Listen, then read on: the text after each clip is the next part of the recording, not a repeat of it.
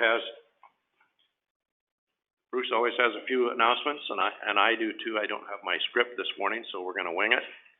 So, Bruce, you want to go ahead and start off? Yeah, welcome. So just wanted to remind folks that our record for this will be the audio of the meeting. So if you are going to address the board, or if the board's going to have comments or votes or anything, please use your microphones and get them up to your face, because they kind of need to be close in order to pick up real well. So thank you. If you do have comments, please identify yourself and the organization you're with, and even spell your name if it's a difficult name to pronounce or spell. And we've got some treats here that you help yourself, and the restrooms, I believe, are just out the hall and down to the right. What else am I forgetting? Anything else? Yeah, sounds pretty good. All right. Well, the first thing we'll do is introductions. I'm Pat Melby, chair of the board from Helena. Greg Gould, legal counsel from Helena. Sheila Rice, board member from Great Falls. Eric Schindler, board member from Helena. Bob Gochi, board member from Ronan. Bruce Brenstall, executive director of the board. Amber Parrish, board member Billings. Jeanette McKee, board member Hamilton. Johnny McCluskey is excused this morning. He has some serious problems at his house that he's trying to get rectified. Next we'll have introductions from those folks that are here. Okay, I'm Charlie Brown with the Montana Housing Home Ownership Program.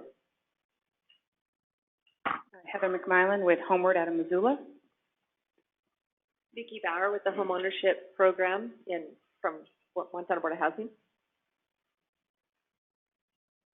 Mary Bear, Multifamily, Montana Board of Housing. Alex Burkhalter, Housing Solutions from Missoula. Cheryl Cohen, Operations Manager, Montana Housing. Paula Loving, Montana Housing. Todd Jackson, Montana Housing. Thank you. Next, we would ask those folks that are on the webinar to introduce themselves, please. I have... Greg. Go ahead. Greg Dunfield, GMD Development. Steve Demick, GMD Development. Nina Chu, RBC Capital Markets. John Wagner, QTAC Rock. Tyler Kearns, Housing Solutions. Family. The last couple folks, reintroduce yourselves. You're talking over one another. Those who have introduced Solutions. Andrew Shinanya, AC Solutions. Kelly Guerrilla, Multifamily, Montana Board of Housing. Larry Phillips, NeighborWorks, Montana.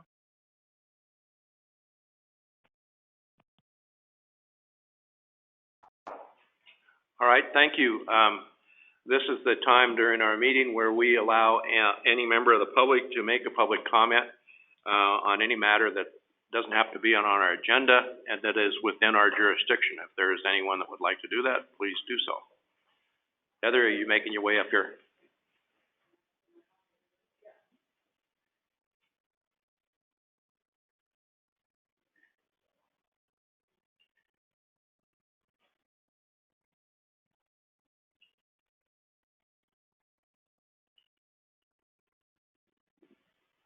Good morning, board members. My name is Heather McMillan. I'm the Housing Development Director for Homeward. Wanted to take a little bit of time since we're here today to give you an update on something you may have been hearing little bits and pieces about, give you kind of an overview of a project you'll see probably at your next board meeting.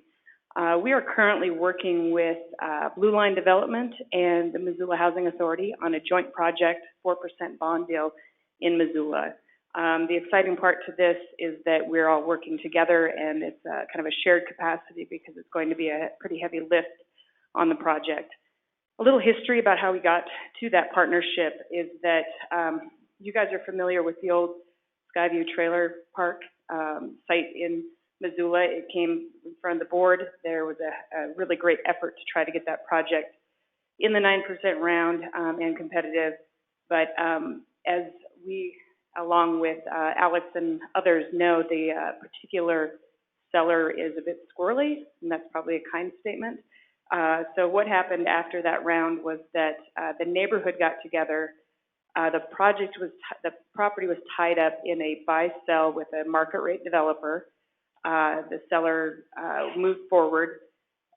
We decided, at the, encouragement from North Missoula and other, north side, west side organizations and, people that were worried about what was going to happen on that site, we put in a backup offer on what we now call this Cooley site. It's an entire city block in the north side neighborhood right next to Burn Street. We ended up actually being able to execute our buy-sell in August. The original offer fell through. There was a lot of concern with the neighborhood.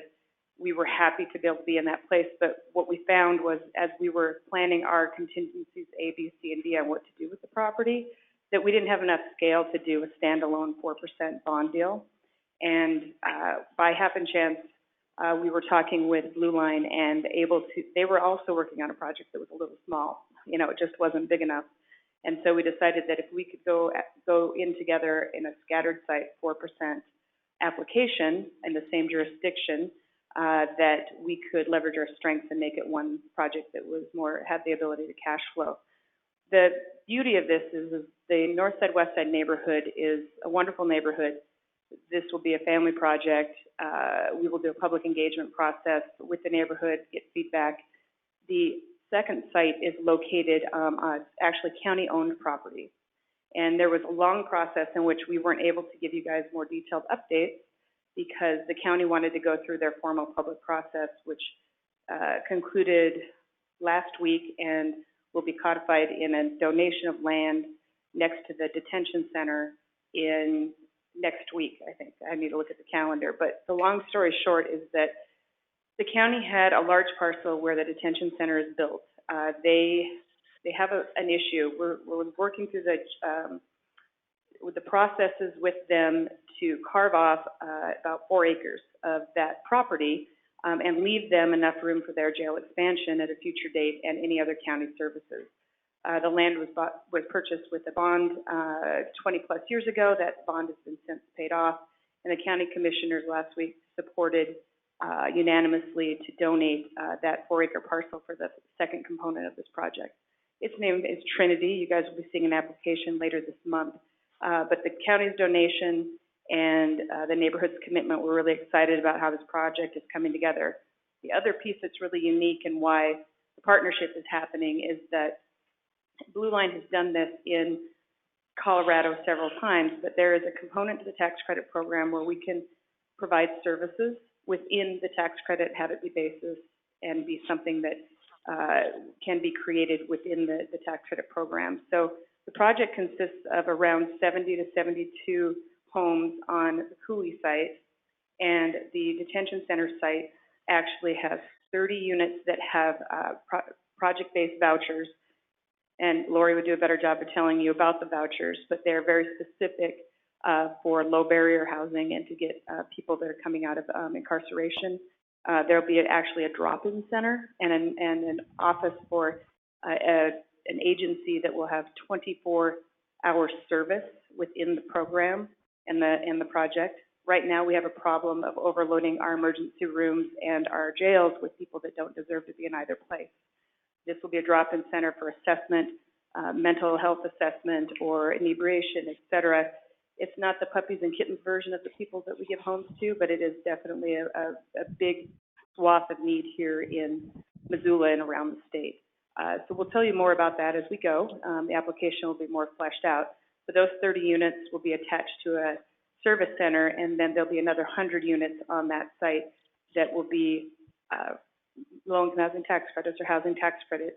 But we are working right now on a management plan to make them low barrier, meaning if you've been incarcerated without a felony and that you have credit issues, you can still, the Housing Authority, in theory right now, will be managing those homes and the vouchers. They'll be coming through the Housing Authority, and we will long-term manage the Cooley site. And so this is something that we're trying to leverage our strengths as companies and organizations to knit together into a financing package. It's a little easier to execute, and also work with service providers in Missoula on some gap areas on our homeless services.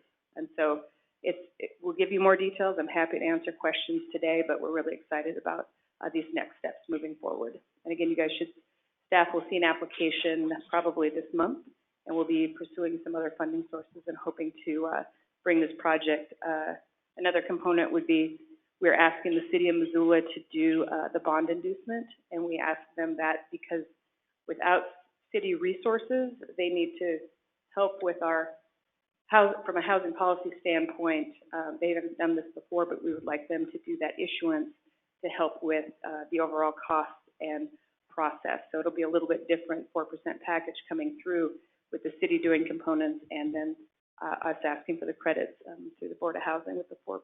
So another creative way to get more engagement from jurisdictions on the process, but also kind of leverage everybody's strengths within the project.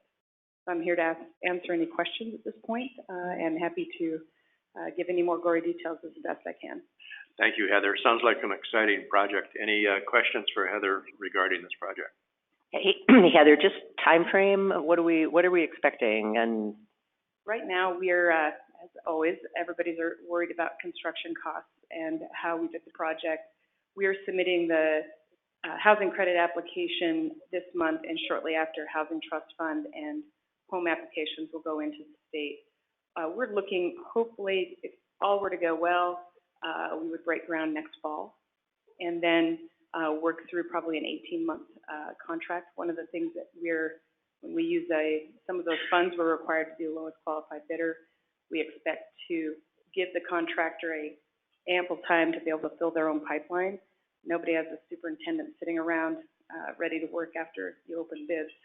In theory, everybody's so busy. So we'll give them a little longer time frame and work it backwards from the tax credit delivery and hopefully get a better, from a scale standpoint and how it lays out, better pricing on the overall. Thank you, Heather. Are there any other comments or questions of Heather regarding this project? Hi, this is Eric Schindler, and thank you, Heather, for that update.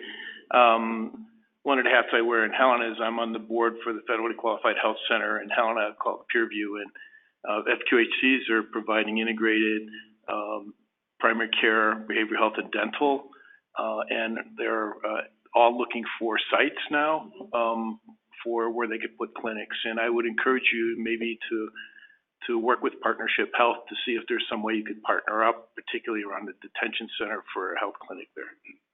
I totally appreciate that, and I'm gently listing agencies at this point because we're in conversations, because this is in nobody's specific wheelhouse, but we are in conversations with Partnership Health, Barbarella, Aid Alliance, and several other organizations, Western Montana Mental Health, trying to find who fits what component. And there will be another interesting component to this project is that there'll be a reserve, operational reserve, in case whichever agency houses a full-time 24-hour staff position. If that were to go away, we can maintain our compliance. So there's some backstops that Blue Line has been very creative about putting into place just in case one of those agencies or there's a change in people, because that always happens. But Partnership Health has been a great resource so far. Thank you. Yes. Heather, I just want to thank you and Blue Line for being creative about this and bringing in a 4% credit and stretching our very limited 9% dollars very, very much further. Thank you. Welcome. We're excited to do so, and we'll be talking later today about some of the ways we can hopefully do that, expand that. So thank you. Other questions or comments? Thank you, Heather.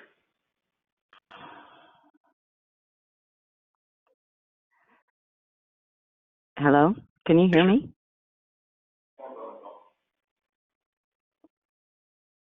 Go ahead. Hi, this is Lori Davidson. I just wanted to let you know I am on the phone if anyone has any questions about the vouchers or any other part of that project that we might be able to answer for them.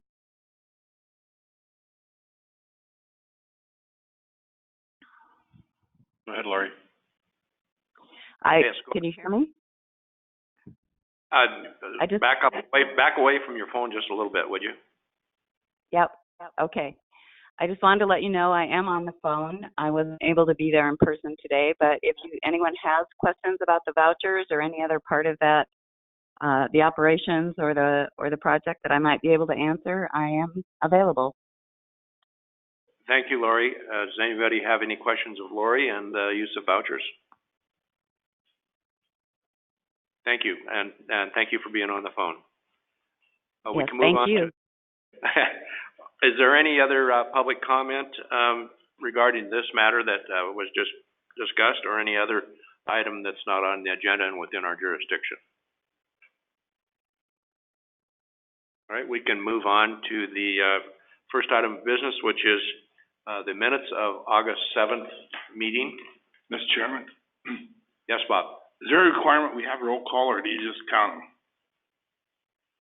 Well, I kind of thought we introduced ourselves and that. I didn't want us to get in trouble.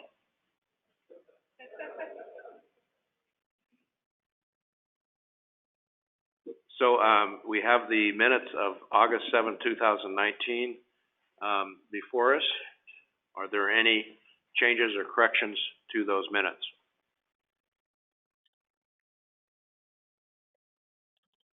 Chair would entertain a motion to approve those minutes.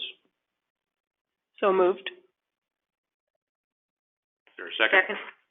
Been moved and seconded. All those in favor of approving the minutes as written signify by saying aye. Aye. Motion carries. Minutes, I guess I should say opposed, same sign. Motion carries. Thank you. Next is the finance program. Bruce is going to handle that for Ginger. You can find the dashboard for the finance program in your packet. The accounting department is currently preparing financial statements for fiscal year June 30, 2019.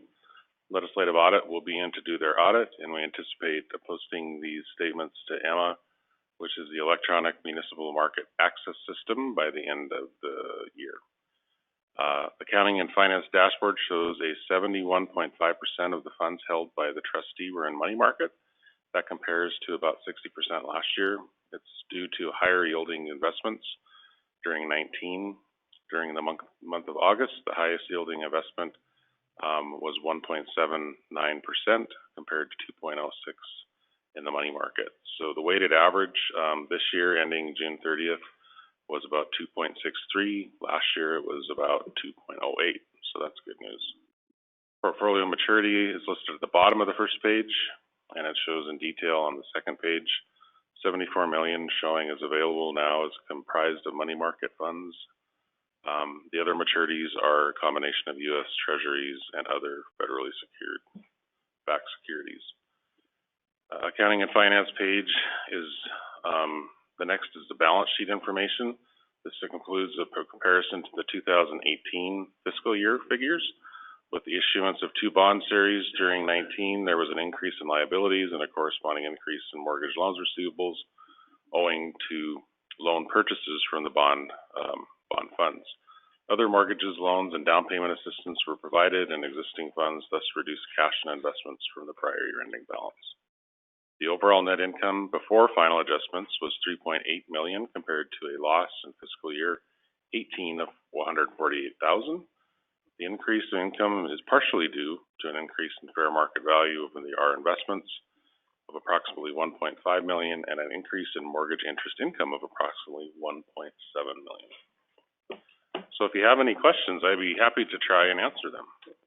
Thank you, Bruce. Any questions of Bruce or any comments from members of the board? Any questions or comments from members of the public? Thank you. We can move on to the home ownership program. Vicki?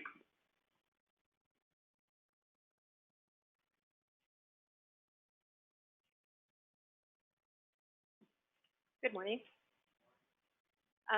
For the homeownership program this morning, I only have the homeownership update. As you can see from the August reservations, we continue to get a number of reservations in. The changes that we made to the down payment assistance is working well for the borrowers. As you can see, we had 17 of the 24 loans that we had reserved in August had down payment assistance, the amortizing down payment assistance loans with them. In July, you can see we had a slight uptick in our mortgage portfolio from 5,550 loans the month before to 5,600. Our delinquencies continue to fare well as compared to Montana, the region, and the United States. The numbers are a little bit out of disjointed because the mortgage bankers numbers that are shown there are from June, and our delinquency numbers were from July. But we had a good summer, and we've had a good year as far as foreclosures and delinquencies go. The next part of the dashboard shows the loan purchases by lender and the breakdown of the portfolio between the mortgage insurers. And then you can see we had outreach in July and August in the form of webinars and some visits to like the Mortgage Bankers Conference. The next page shows the fiscal year statistics for fiscal year 2019. You can see we did over $100 million in production between firsts and seconds. Down towards the bottom third quarter of the page, you can see our average sales price for the loans that we do was $177,000. Our average loan amount was $170,000, and then there's information there with regard to the types of homes that we financed. And if you have any questions, I'd be happy to answer them. Thank you, Vicki. Are there any questions of Vicki or comments regarding the homeownership program update? Are there any comments or questions from members of the public regarding the homeownership program? We can move on to mortgage servicing. Vicki, are you going to hand it up for Mary, or is there? Actually, Mary, she didn't have a dashboard in this round board packet. I will say that in July we had no foreclosure sales, and her staff continues to do a very good job of servicing. They've had a little transition in staff as the foreclosure and delinquency gal moved from servicing into accounting, and she hired up a new delinquency person, which of course is a priority in servicing. And Mary's in the process of getting Jackie trained up, and they're doing a very good job. Thank you, Vicki. I guess Mary is not here, and there's no update, so I won't ask for questions of Mary. However, are there any comments or questions from members of the public regarding the board's mortgage servicing program? Okay, moving right along, Mary, we can move to multifamily program.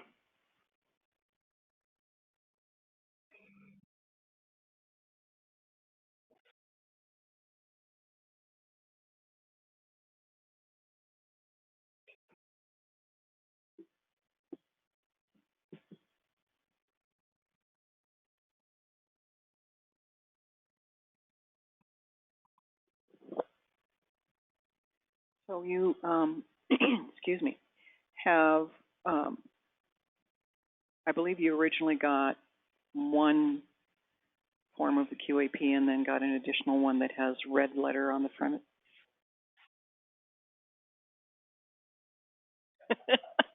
Usually the other direction. Okay. Is that better? Okay. I think you got two QAPs. This is the first.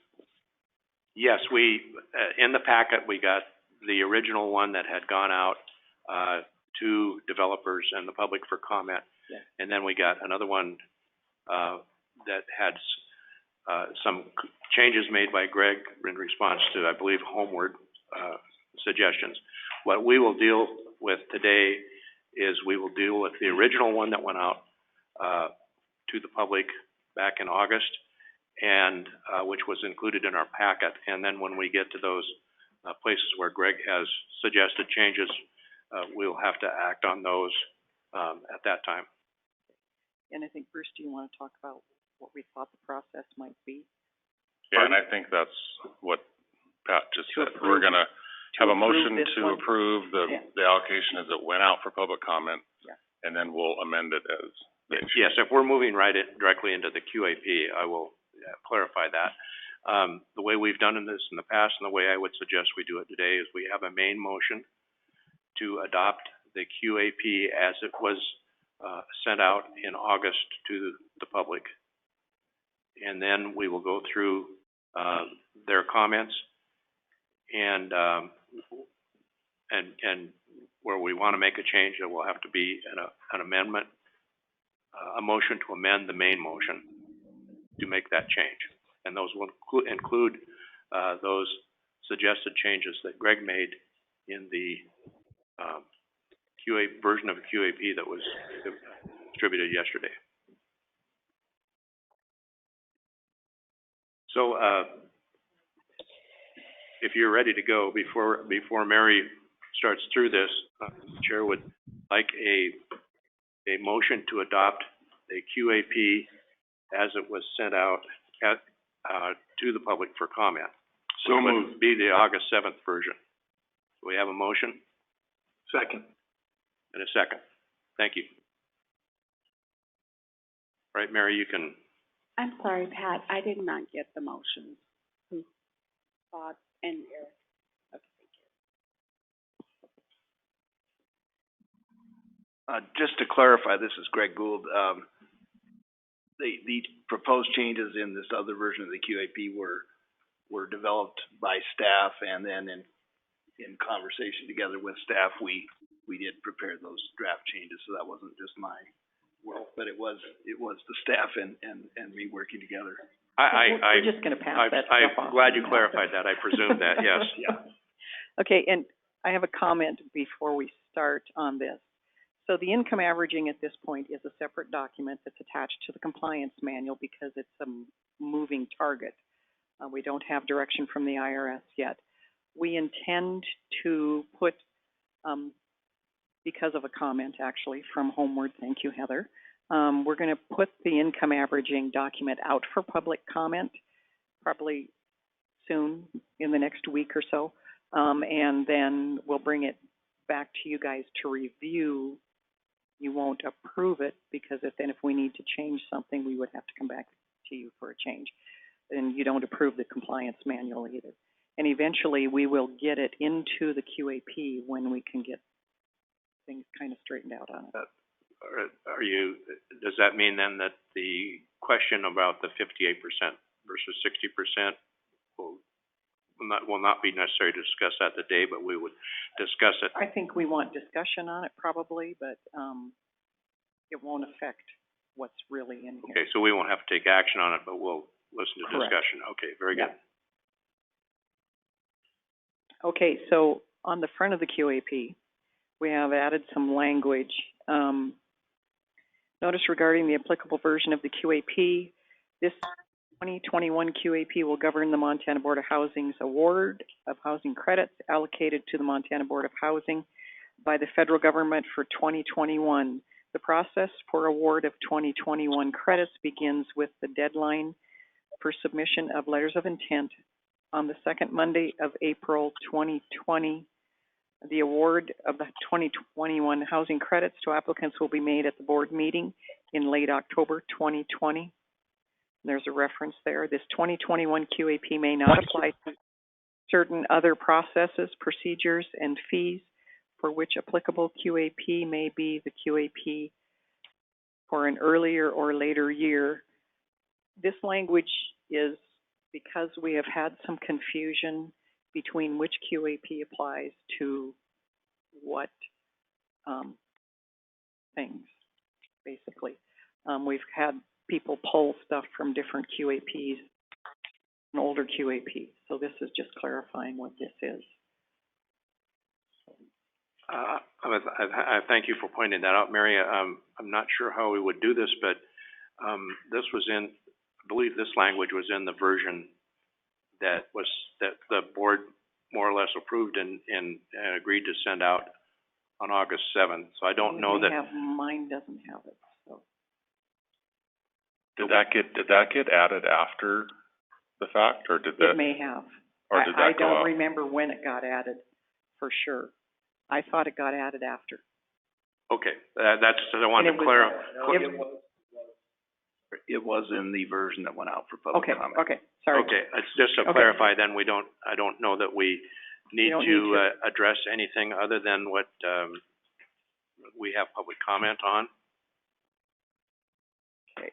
And If I might also, Chairman, clarify, the version of the QAP that is up on the screen starts with the version that went out for public comment, and it does include some of the proposed revisions, but those are reflected with additional markings and comments that we'll be able to identify. So we'll be able to see what was originally proposed as well as any suggested changes. And so if you have any questions, please. so we can take action on those suggested changes as we come to them.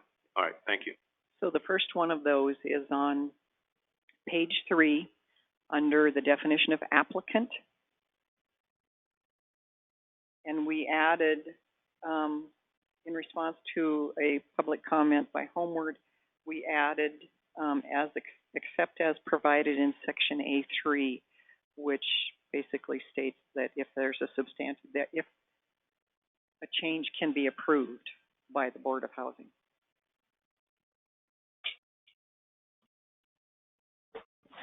Comment was something about adding a second or a co-applicant or something. Do we want to approve these or offer an amendment? Or do you want to do it? Yes, as this comment, this change is not, in the version of the QAP that's contained in the main motion, so we will have to amend it with these changes as we go through. Mr. Chair, I would move to amend the QAP as sent out for public comment to add the words shown on page 3, except as provided in section A.3. Thank you. Is there a second? Is there any comments or questions from members of the board regarding this proposed change? Are there any comments or questions from members of the public regarding this proposed change? Is there any further discussion? All those in favor of this proposed change signify by saying aye. Aye. Aye. Opposed, same sign. Motion carries. Thank you, Mary. Proceed. On page 6, for the identity of interest, the intent of this language was... Mary, can you hold your mic just a little bit away from your... Yeah. I'll try.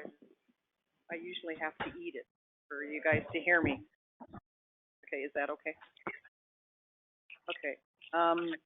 The intent of this was to use the language that we use to calculate the maximum credit, so the maximum amount of credits that they can apply for.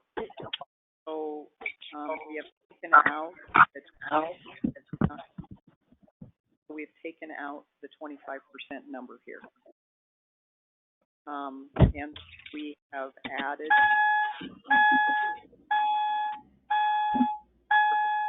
anyway, is the sole general partner or the managing general partner. And that was a comment. And we also have taken out passive later in the paragraph, third from the bottom. And I think that's it. The passive nonprofit was a mistake on our part, or classification. Are there any comments or questions from members of the board of Mary regarding the proposed changes in the definition of identity of interest? Are there any comments or questions from members of the public regarding the changes to the definition of identity of interest? Hearing none, the chair would entertain a motion to adopt those changes proposed to the definition of identity of interest. Mr. Chair, I move that we adopt the language on page 6 that reflects the comments as proposed and agreed to by the staff. Is there a second? Second. It's been moved and seconded. Is there any further discussion from the board regarding these changes? Any discussion from members of the public?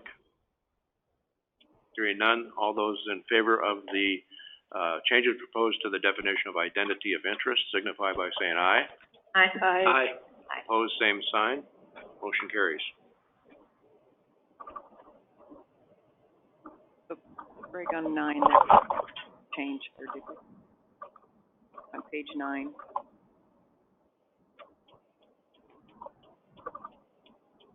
Under source, under substantial change.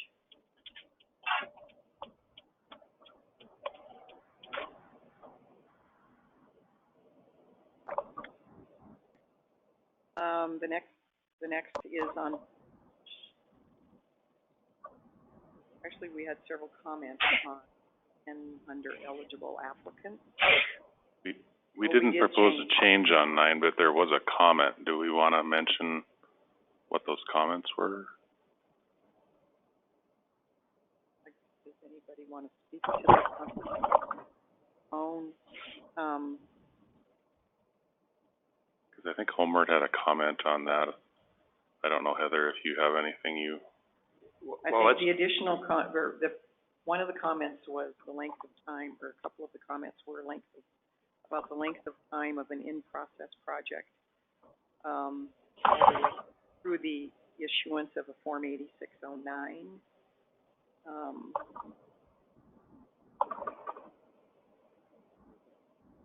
Let me say, as you're looking there, to any member of the public who's here or on the webinar, as we go through this, if we skip over something that you have an issue or concern about, please raise your hand, let us know, and so we can discuss it.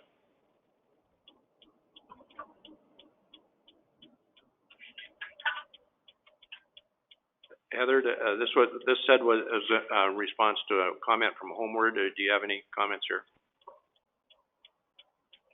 Please.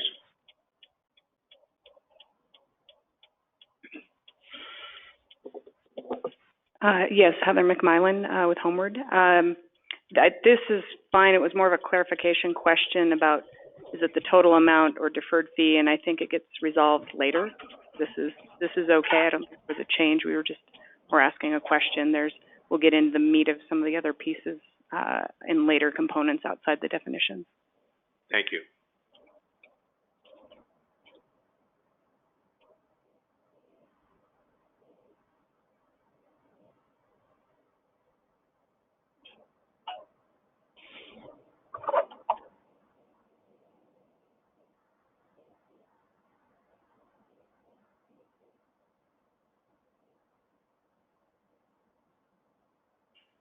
I believe we're in section 3, Montana specific requirements. Yeah, we're under the eligible applicants. I know we had a comment about the amount. And I'm sorry, on this, there was a comment that should be changed from 15 to 20. Staff did not make that change.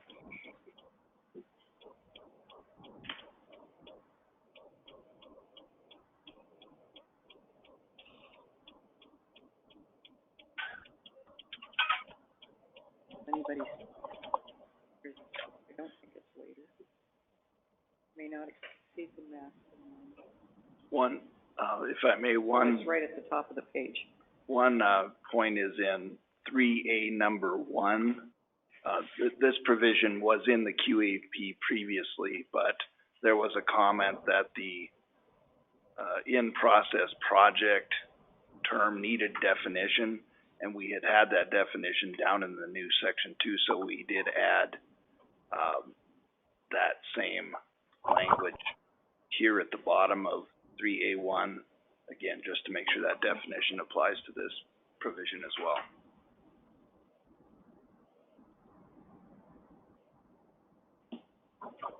Mr. Chair, I'd move to amend the QAP as sent out to add the language on A1 that defines an in-process project. Second. All right, it's been moved and seconded to add the language regarding in-process project in section 3A1. Is there questions or comments from members of the board? Other questions or comments from members of the public? Any further discussion from the board? All those in favor of the motion signify by saying aye. Aye. Opposed, same sign. Motion carries. Thank you. Under, number 3, on the next page, other disqualifying conditions. Do you have one on, in 2? Comment A10? Mr. Chair, I don't believe there's a change, but the two commenters. Just a comment, all right. Two commenters proposed 20 million. I'd like to hear from staff, the argument for 15 million before I make a proposed amendment there. The 15 million is what was discussed and agreed upon at the QAP session.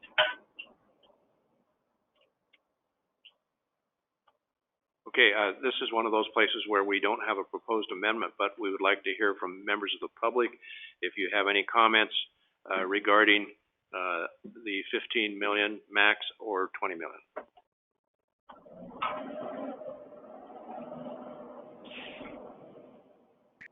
Heather.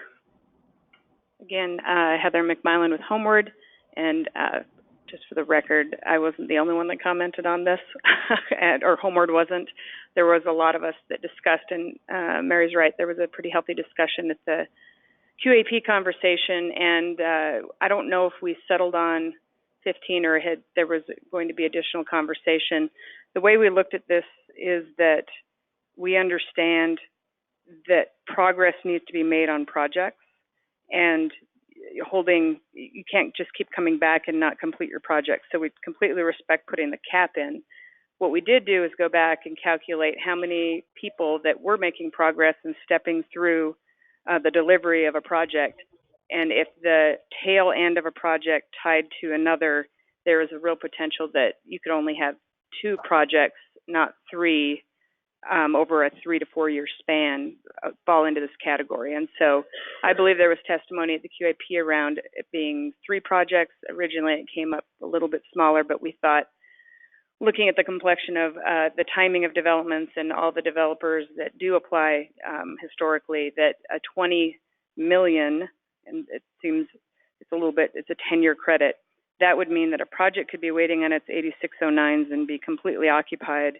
And then there could be a project in initial phase application and also one under construction. And some of the clarifications were made about participation level help that. At 15, definitely you can be doing 2 projects, probably not 3 projects over that 4-year span. So I think that's why we were suggesting 20 million. And it was, I think, Idaho or another agency had something like that with a 3-project limit. But this was a really healthy conversation. So I'll let Alex throw in a bit on his comments as well. Alex Burkhalter from Housing Solutions. This is like really complicated. I think I'd echo what Heather said. I think the group generally agreed that the point here is to make sure that projects are moving along and they're getting done, right? Things are happening. It's not just turn in another one, what's happening to the last ones. And there's been a lot of changes and adjustments. At one point we were talking about a project no longer being considered in process when it had achieved placed in service, which comes significantly sooner than an 8609, or can. Not that they can also come pretty close together.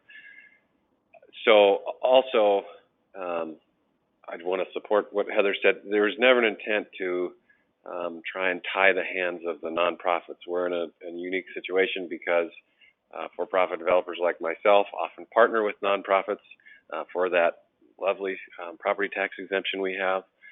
And it's very much needed, as it's really the only state dollars that go into these things. But so 15 or 20, does it end at placed in service? Does an in-process project end at placed in service, or 8609? We've moved the direction of 8609, which can make them longer. You know, we all have the same goals, but we come at things differently. I think the 15 million is probably okay if you're, getting an award, getting it designed, getting it built, you know, moving through it quickly. So I think we all agree on the ideas. It's just, where do you start setting the limits? Thank you, Alex. Is there other public comment regarding, this item? This is Gene Lewis. I'd support 20 million as a limit.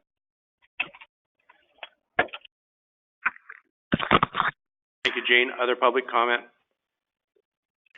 This is Greg Dunfield, GMD Development. You know, I think the 15 million is probably a good amount to try and make sure the funds get spread around to multiple developers.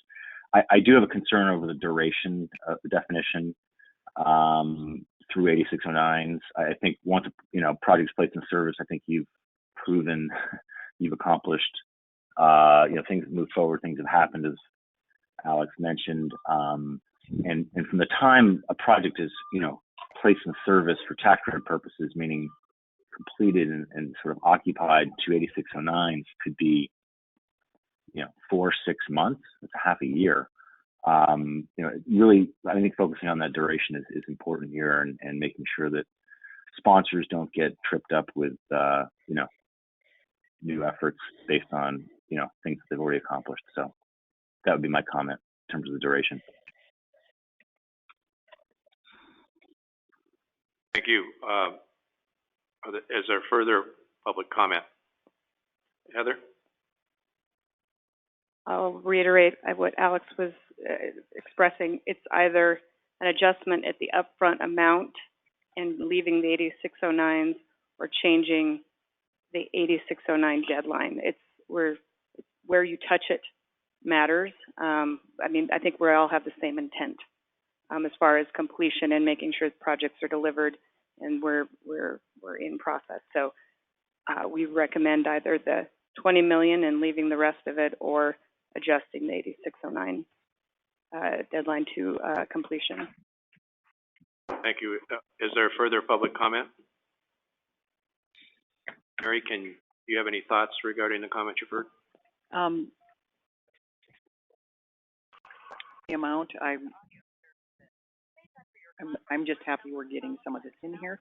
My concern about placed in service is, number one, if you have an acquisition rehab project, you're placed in service the day you buy it. Or the rehab placed in service is a financial date, not when the project is completed. We have some developers that hang out there a very long time. This conference will now be recorded for a menu of The general case, but there are some issues with that. We've added late fees on those, and that doesn't seem to make a difference.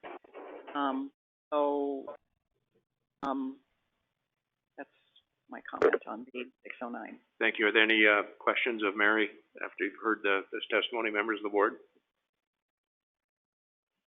I don't have questions, but I do have a motion to offer. Let's have your motion. Mr. Chair, I move to amend strike the number 15 million at the top of page 11 and substitute 20 million. Okay. Is there a second to the motion? I will second. It's been moved and seconded. Is there any questions or comments from members of the board? Any questions or comments from members of the public? Go ahead, Bob.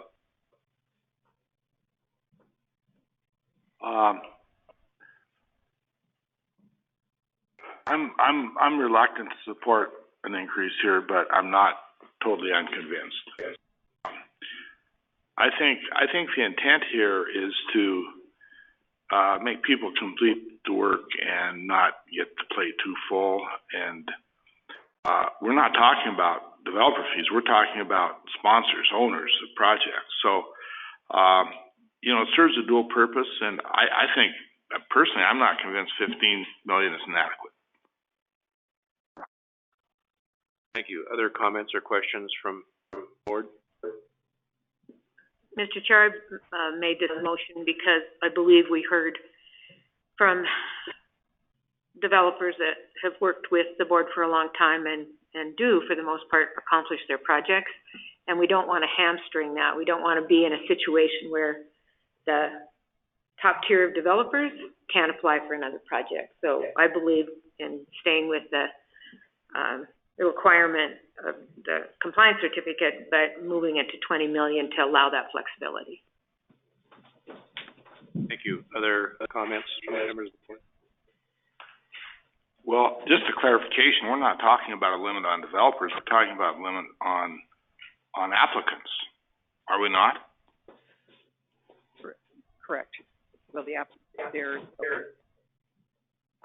Now, who is correct? It's pretty clear. Greg or If you've got, Bob? I don't argue that we have some fabulous talent that works and makes this program operate, and I want to support them. But our intent is here to make sure that we don't get an owner that gets logy, so to speak, for a project owner. So I don't see how that's going to help with a larger amount per applicant. I mean, $15 million in a 10-year period open is a lot. Can you clarify who this applies to? Go ahead, Greg. You need to understand who is drawn into this cap. You have to look back to the definition of identity of interest. So there's an identity of interest between the applicant and an in-process project.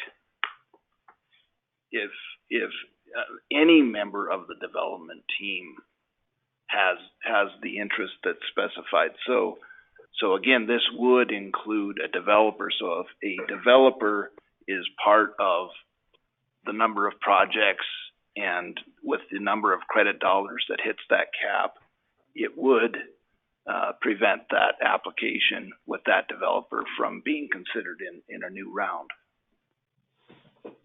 Why are we proposing any cap at all then? Mary? This actually came from developers in our development community.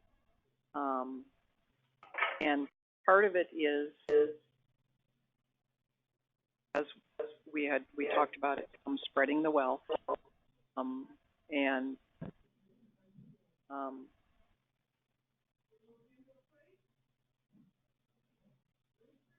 yeah, I guess spreading the wealth. I don't want to get.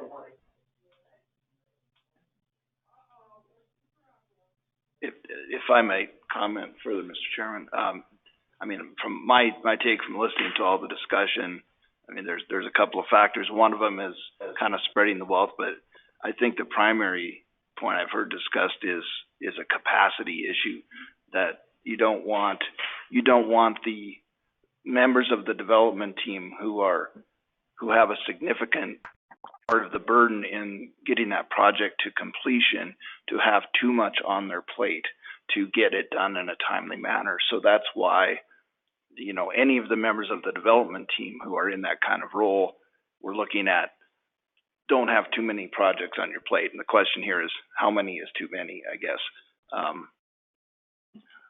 Thank you, Greg. I would offer any member of the public to address the question to Mary of why are we proposing this change? Alex Burkhalter from Housing Solutions. I think Greg captured kind of the essence of the discussion we had in May at Fairmont on this. Was the idea is just to ensure that whether they're wearing the hat of developer or applicant, managing general partner, whatever, if they're an integral part in making sure that development moves from housing tax credit to either built and placed in service to what was committed and operating. Staff's consideration, following all the necessary to move it out of development and into just kind of a regular operating project. So, whether it's a limit on the number of projects to participate in, or a cap, kind of how much credit in development developments in process or unfinished projects they could have. That was the thrust, I guess, behind this discussion. Thank you, Alex. Are there further comments from members of the board? Heather? I'll reiterate, it was definitely a complicated conversation, and I think we're all in support. It's probably why you got a lot of comments from us as a community. We totally agree on a cap in the sense that whether it be the time cap or the amount cap, projects need to deliver. And the ambiguity of the placed in service, to Mary's point, 8609 is a hard deliverable, and we need to get there as fast as we can, but there are time limits on it. And so from a pipeline and capacity standpoint, you do the math. I'll start with the 15 versus the 20. In a 15 million limit, what you're talking about is you can only have 2 projects over 500,000 in annual credits. It puts you out of bounds. You can't have 3. And when you're talking about a pipeline and capacity of 4 years, maybe, in that time period, that it would count because you might be waiting on 8609, doing no work but waiting for the paperwork and the closeout.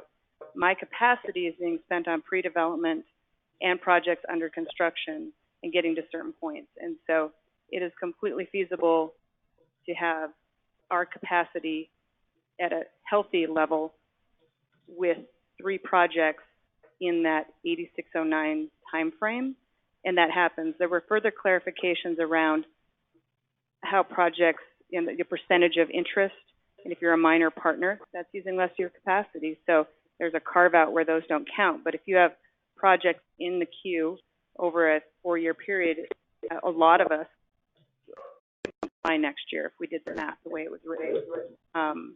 And it's not just, of course, I'm representing Homeward and being selfish because we work within the bounds of Montana and other developers outside, but that was still a capacity question. They have more development capacity because they're working in a larger region.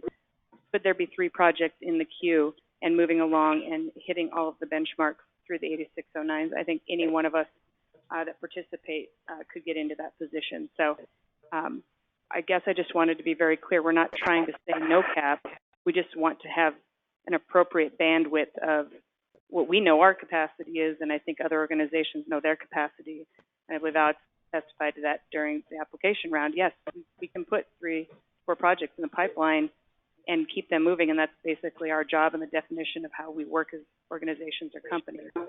So again, can you put 3 projects into the bandwidth if you're waiting to 8609, or are you moving that threshold up and leaving it at 15 and capping it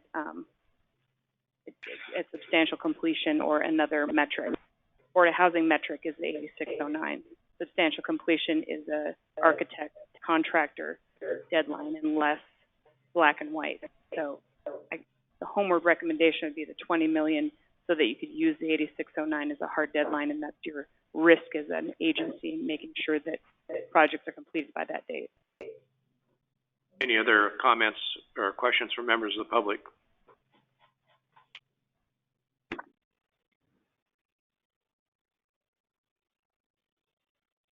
Okay, other further comments from members of the board? Bob?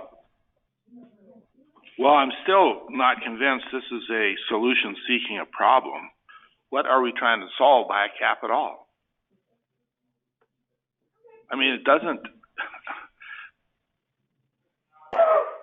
Is our intent to limit the participation of developers who are really good? I don't see how that helps the people they work for. I mean, if you have a realtor that's fabulous and is well organized and sells twice as much as everybody else, you don't penalize them artificially. You let them do their work. I mean, each project should stand on its own merit. So, I mean, if we're not going to say, yeah, exactly, we want you to be working with 2, get those done, max, fine. But if I respect the abilities of the people that we're talking about. It was somehow in my head that this is applicant. But if it's the developers, I don't understand who's abusing it now. What are we trying to correct by putting any cap on it? Thank you. Any other comments from members of the board? Hearing no further discussion, all those in favor of the motion signify by saying aye. Aye. Opposed, same sign. Motion carries.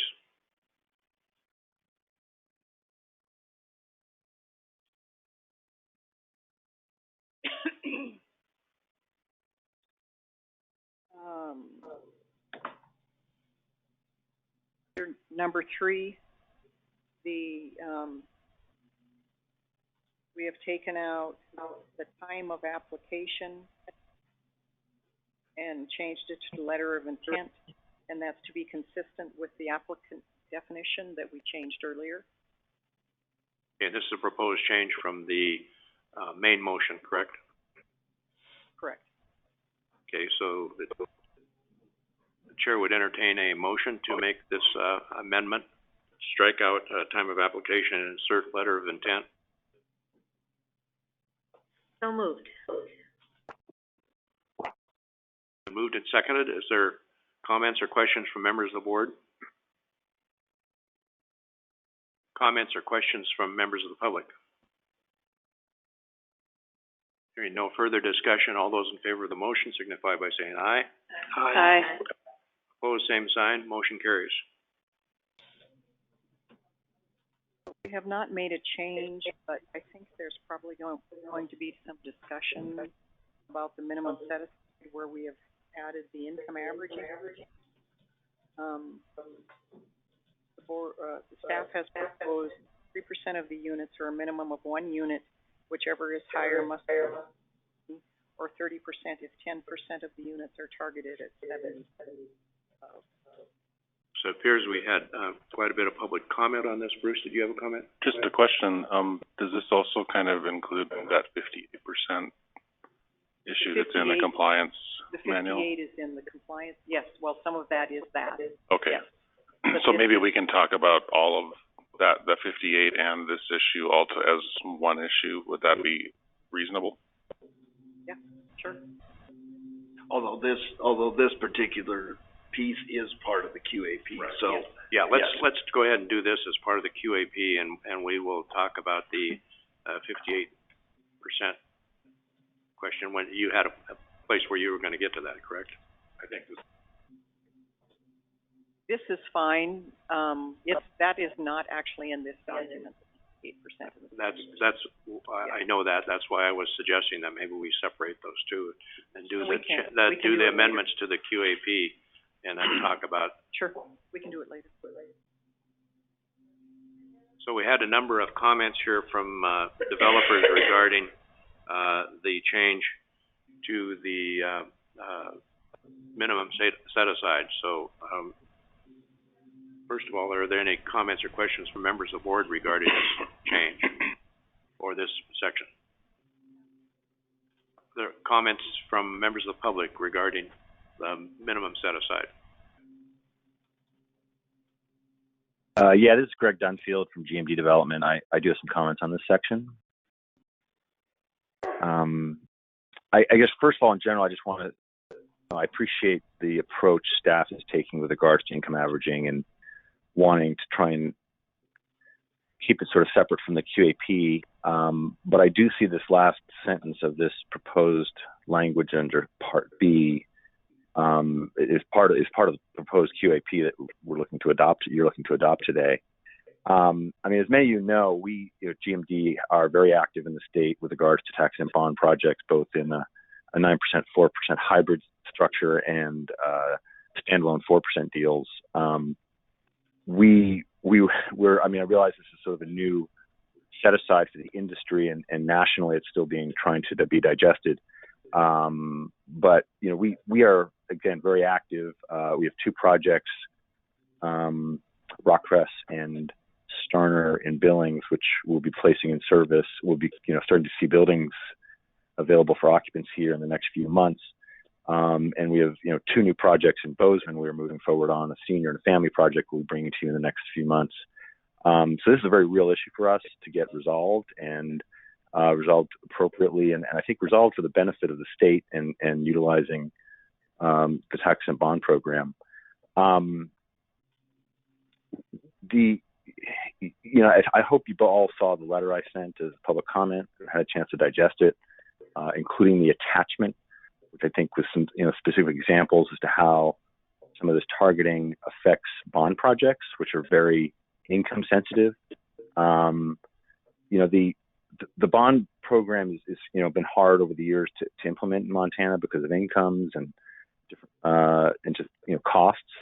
I think the opportunity here under income averaging is to generate greater income to support more bond sources for the projects. You'll see more 50% targeted units under a full income averaging implementation. Be able to maintain the intent of the tax exemption program by having those 50% targeted units.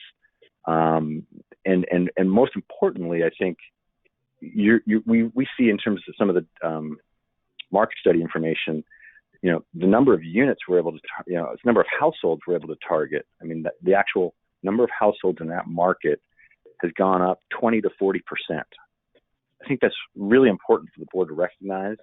I know the 9% program has evolved and is a very powerful tool to provide housing, especially for lower incomes. But I really encourage the board and staff to let, the bond program in Montana with an income averaging option to allow it to target higher income households and generate more deals and serving more markets. That said, this last sentence, and I read it just at face value, I don't know if there's some other intent behind it that maybe I'm not aware of coming from staff that I'm just not knowledgeable on. But to me, that this dilutes the potential, the income potential of projects. And if we're going to be targeting 20 and 30% units, I think that should be in a program like the 9%, where, very little debt, if no debt, is required to accomplish those projects using the 9% tax credit. I think some of the decisions you're making today, if this is included in the current QAP, will impact not only hybrid projects, but obviously standalone bond projects as we look to try and accomplish those around the state. So I sort of get it in terms of what maybe staff and others are trying to accomplish with achieving, even broader, more diverse type of targeting with these 20 and 30% units. But I think the income averaging program was well thought out to target a broad spectrum of households, to average at 60%, and that includes deep, driving down to 50% units, 40% units, and 30% units if the sponsor chooses to do that. But making this just sort of a standard if you're doing an income averaging deal, you have to include this. I know it's a small number, but I just, again, I think it's important to focus on what you could achieve with bond projects and income averaging in Montana, and let that go forward and evolve in a full strength mode, and let the 9% program do the deep targeting in the state. So, I mean, that's sort of my comment on the last sentence there. I know we're going to have a separate conversation on the, proposed compliance document with regards to income averaging. But I will say this, I think, I think it's important to, as the industry is sort of adopting this new option of income averaging, and I recognize, state agencies and compliance departments' desire to make sure it's implemented, correctly and within compliance and within the intent of, the IRS. But I do think it's important that, to the extent there's issues with the original proposal of income averaging as it came from the IRS, that those probably will be addressed in future, documentation. Yeah. This is Pat. It's obvious to me. I was trying to deal with these separately. One is an amendment to the QAP, and then the other regarding income averaging. But it's obvious that these are very much intertwined. So we'll go ahead and have that conversation now. So as long as you have the floor, you may want to proceed. I appreciate that. Well, I wanted to finish on one comment. In terms of the 58% and this other last sentence, us sponsors of tax credit projects and taking on new features of the program, from our perspective, implementing income averaging is a conversation between us and our investor, and how, is that really a higher compliance risk or not? I would say, generally speaking, it's hard to ignore the fact that it probably is a marginally higher compliance risk. But I think the industry from this side of the table, including developers, owners, and most importantly, management companies. I have spoken to the 3 separate independent management companies I use in my portfolio, and all of them are have not raised major issues with regards to implementing income averaging. And so I'm concerned that, I know in the early discussions on income averaging, the 58% average targeting was, thrown about a little bit, and a lot of it came from the investor side of the equation. I'm concerned that the investor concerns expressed at conferences and other means is sort of driving some of the decision making here, rather than the sponsors who should be, making their own judgments as to what they're willing to accept in terms of risk in a transaction and structuring those deals. And then, let it be the sponsors and management community making, setting the standard here versus, the investors, because they're just going to be protecting themselves. So I just want to get that point across. And again, I just want to emphasize my letter, the examples in that letter, the benefits of a full 60% average in the income averaging election under the potential, new compliance document that will be circulated. And then I just, I think it's just a real moment of opportunity here to see more bond projects in more different diverse locations in Montana under income averaging. And again, still accomplishing the intent of tax exemption. You get more 50% units, and again, really serving a lot more households. So that's all I wanted to say. Thanks, Pat. Okay, thank you, Greg. Chairman Melby has stepped out of the room for a minute. Any other public comments following Greg and or phone? Heather McMillan with Homeward. I support GMD and Greg's testimony. We have run models, and this is a unique opportunity in time in which we can explore the expansion of the 4% bond tool. The tax exemption is another component to this, but we're highly underutilized, and we can't get there on most projects in Montana. And it would be, your risk is high, yes, with the 58 and the 60%, but our risk is higher in the sense that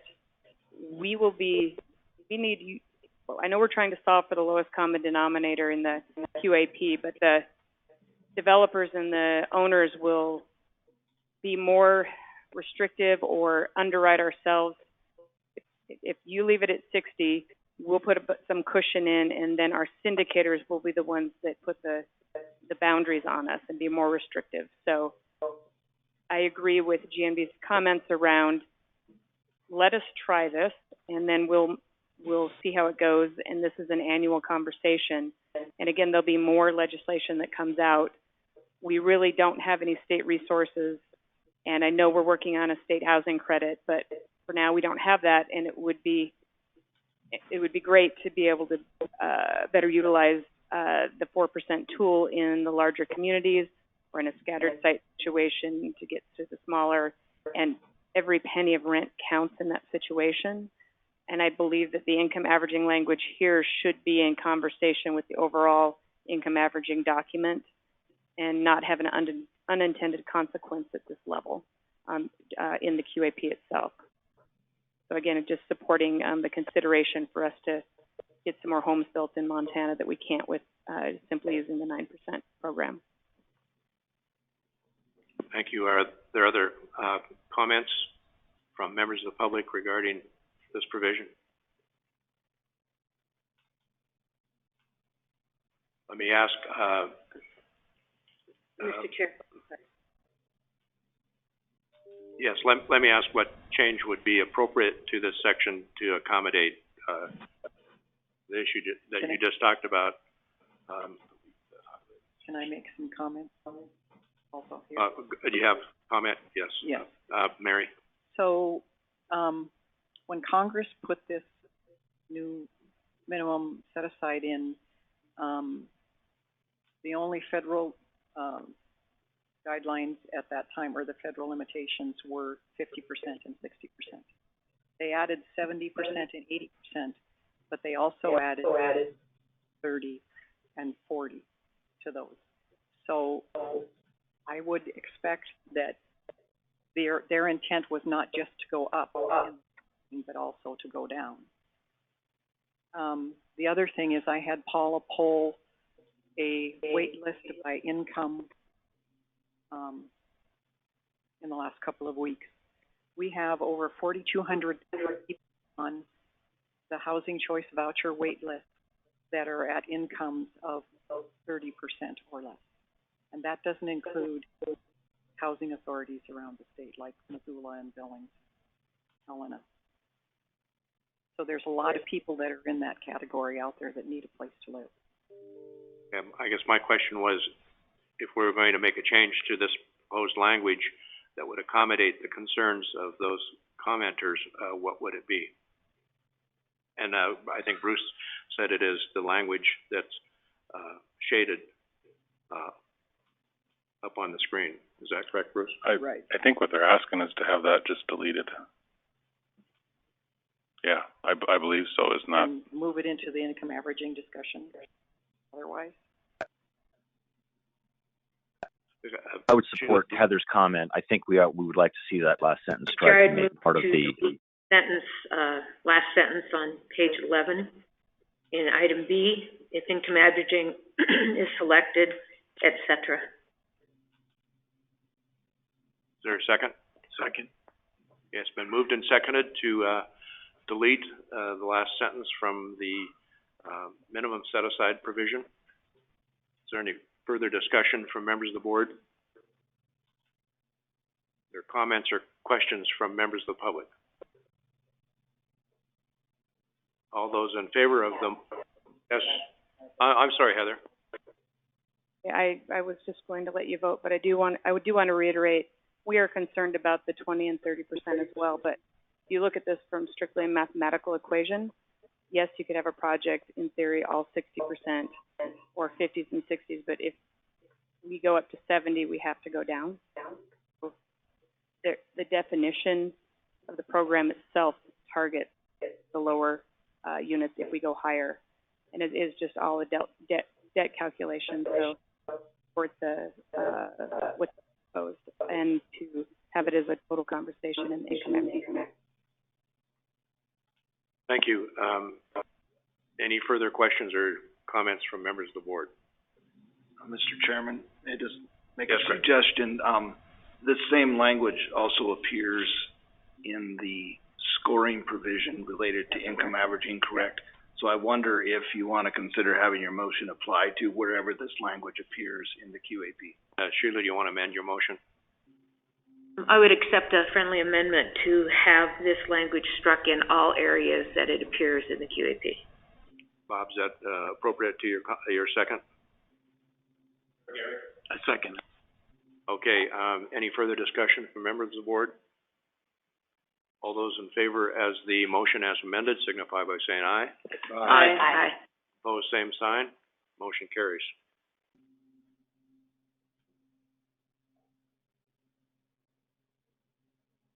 okay, the next one is the property tax exemption right under. We have received several comments on that.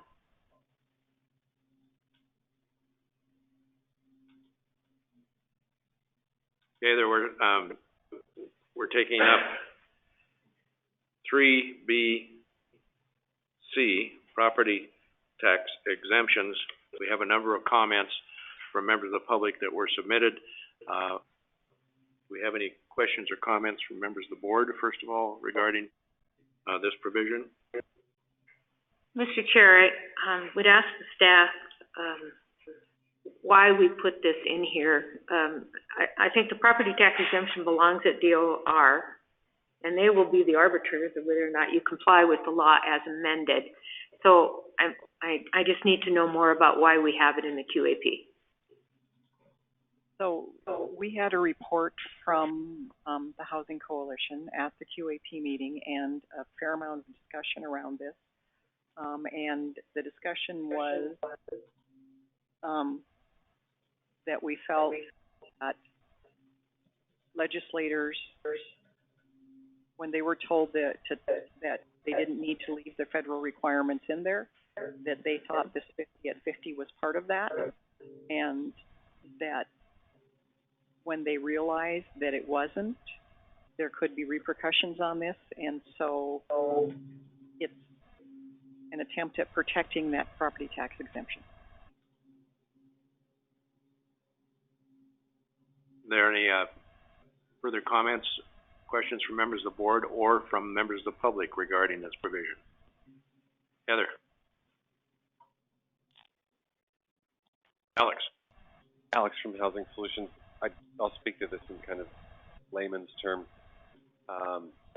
Property tax exemption was changed to, I mean, really, I think part of the thrust was with 4% and 9% deals. And through that process, requirement that had been there since the beginning, that 50% of the units be at 50%, was eliminated. And I understood that the concern was they may not have realized that happened, and that actually released it. The legislator, while still giving the property tax exemption, actually gave up restricted units, so to speak. So we as a group, when we discussed it, we thought, let's hold ourselves to the higher standard of, while they may have inadvertently give us a little more leash, we're not going to take it. We're going to continue to deliver what we have been for the last month. Heather? So this was, yes, I agree with Alex's comments about our QIP discussion. As with anything not simple, my executive director was the one that actually gave the testimony from the Housing Coalition and the concern. We went back to the roots of how Maureen Rood and John Tester went way back in the day and put that language into statute at the Montana Code, trying to make, go deeper and target lower. And yes, it was inadvertently taken out, but it was approved. And so this unique moment in time, when we have income averaging and tax exemption potential to go be less restrictive than the federal code, opens the door for an opportunity for us to explore further expansion of calculations in those deals happening and making more homes than we can right now. We had a really healthy internal discussion about whether we commented on this or not, because we understand the concern. Part of the illustration and the reason we're recommending removing this restriction from the 4% project, you can leave it in the 9%, because again, in a 9% or 4 and 9%, we're already getting there, and mathematically the projects work with you're naturally 50 at 50, and that's fine on a project that can only afford X amount of debt, but you have 75% of your project costs covered by equity. In a 4% project, it is very difficult to get it to work in any circumstance other than an ideal unicorn property in a community, in a city like Bozeman with high rents. This is a moment in which we can prove the use of that statute provides good and provides a benefit. While there are so many people targeted at lower area median incomes, there are a broad bandwidth of individuals that are at 60, 70. And we turn people away making, $500 too much a year. And to get to our larger communities, or maybe a scattered site preservation deal using the 4% bond and being able to get the tax exemption without the restriction of the 50% at 50, I believe opens the door to the potential of, I might be overreaching, but we've done some exercises during the housing calculation, but hundreds of units over the next few years that we won't be able to get to if we leave this in place. I know we know it's a risk, but it's an operational risk that we'll need to hedge within the underwriting of a project, and that it's a time to prove that we could utilize the statute for the production of more homes. delicately suggest that we can always put the restriction back on a 4% project next year, QAP, and anything produced could be the beta test and used as examples in future legislation conversations. And again, it's a bigger risk to us in our underwriting, and I know you're solving for the lowest common denominator, but if we give that room, let's see what happens. I guess that's what can we produce to use as good examples the next time we're at the legislature. Thank you, Heather. Are there other further comments from members of the public regarding this provision? Yes, this is Greg Dunfield. I do have some further comments. I think, again, another sort of an interesting moment in time here on what I think is a very big issue affecting feasibility of projects. I think I want to express a concern with regards to, call it the exposure of the tax exemption program, given what happened in the legislature this year. And that's not with regards to new projects that are coming in for, new construction for new units, but with regards to the resyndication market. I'm talking properties that are 15, 20, 25 years old, have been paying taxes because when they were developed, they were not structured in a way to get the tax, qualify for the tax exemption. And I have sort of intimate knowledge of this, but I can tell you a lot of the brokerage community outside of the state of Montana that represents a lot of owners for properties in Montana are not aware of this current, call it a blip in the legislative happenings in Montana. And I would strongly encourage the board to protect that pool of properties from seeking exemption and creating a lot of, I'll call windfall value for those owners. So I'll just say that. So I think I do generally support some type of provision here to protect what I think is important in terms of the trust between sponsors, the board, and legislators in the state of Montana.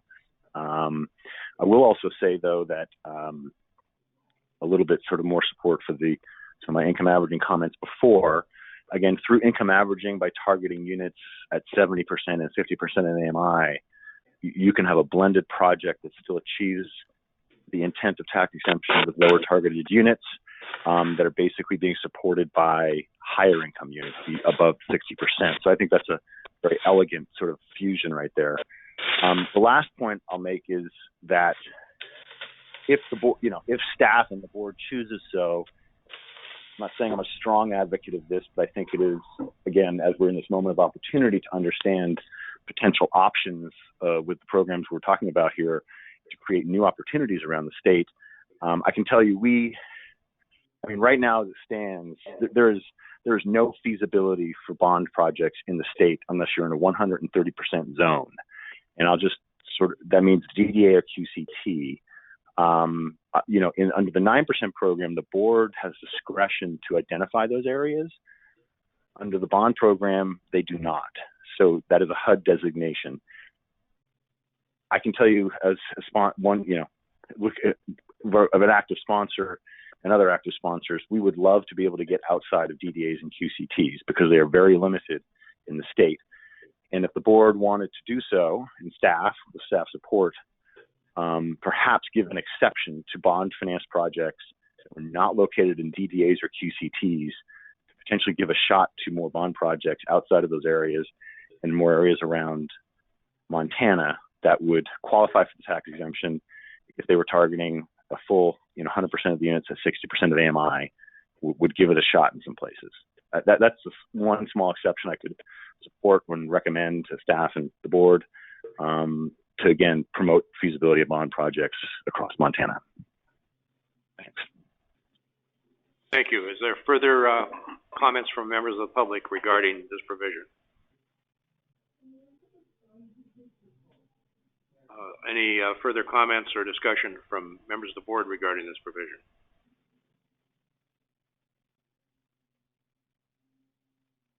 Okay, moving on. I'm not ready to move on, but I don't really understand it.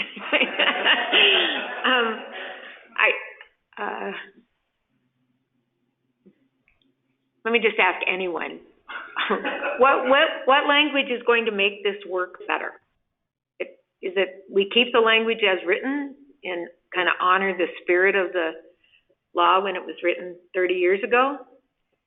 We take the legislatures, take it out and let the Department of Revenue apply it as it says in the law.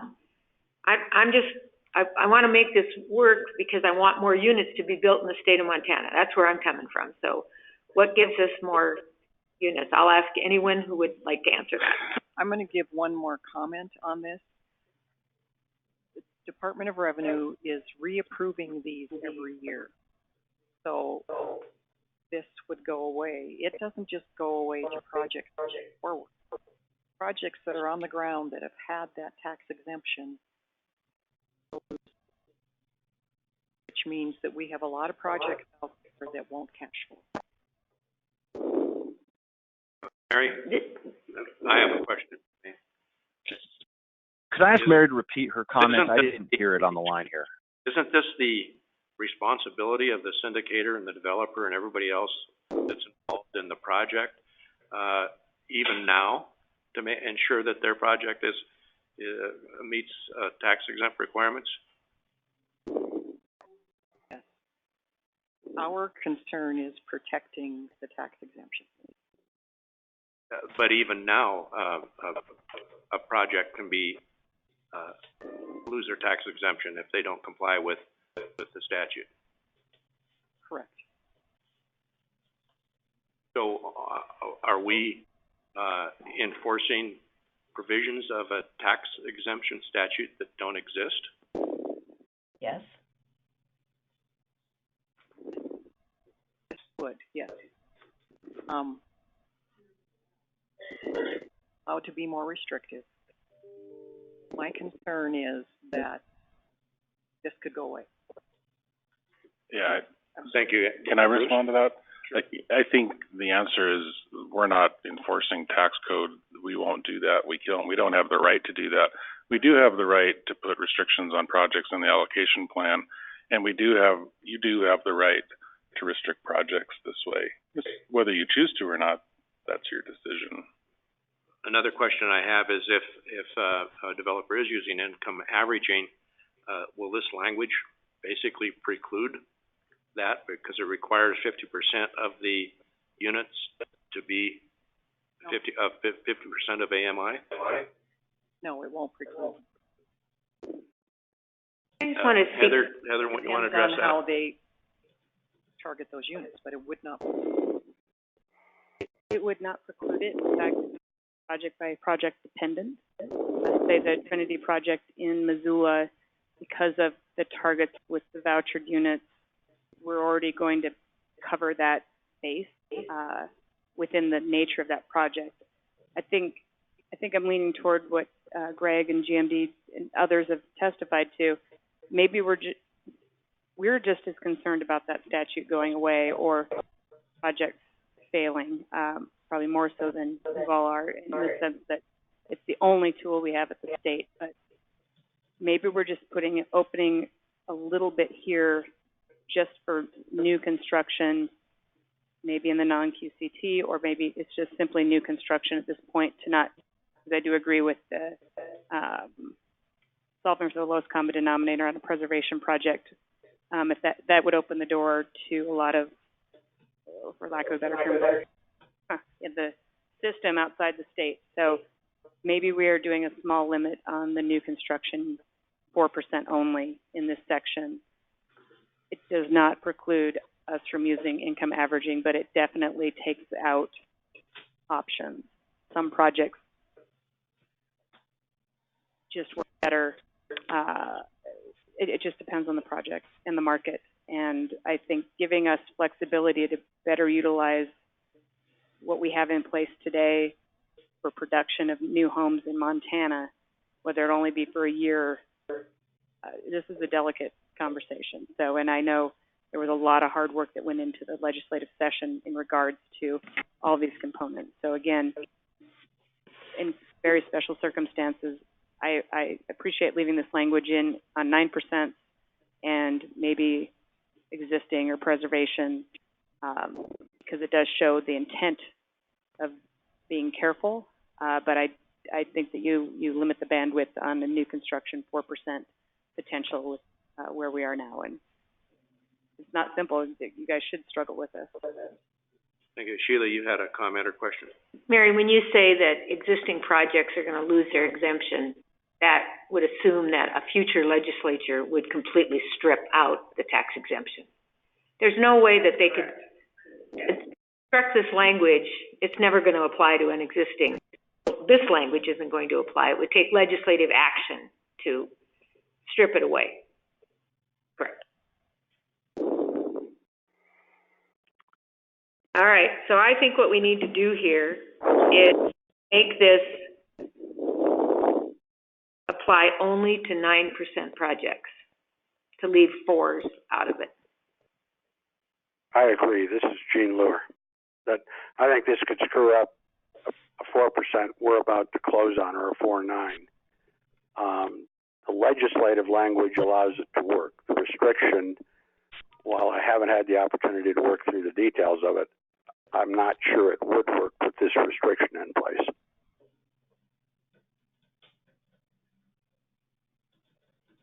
Sheila, you want to proceed there?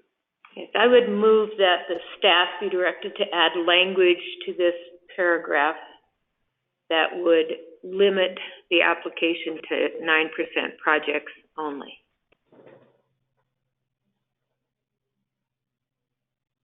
For a second? I'll second that. It's been moved and seconded. Bruce, you have a comment?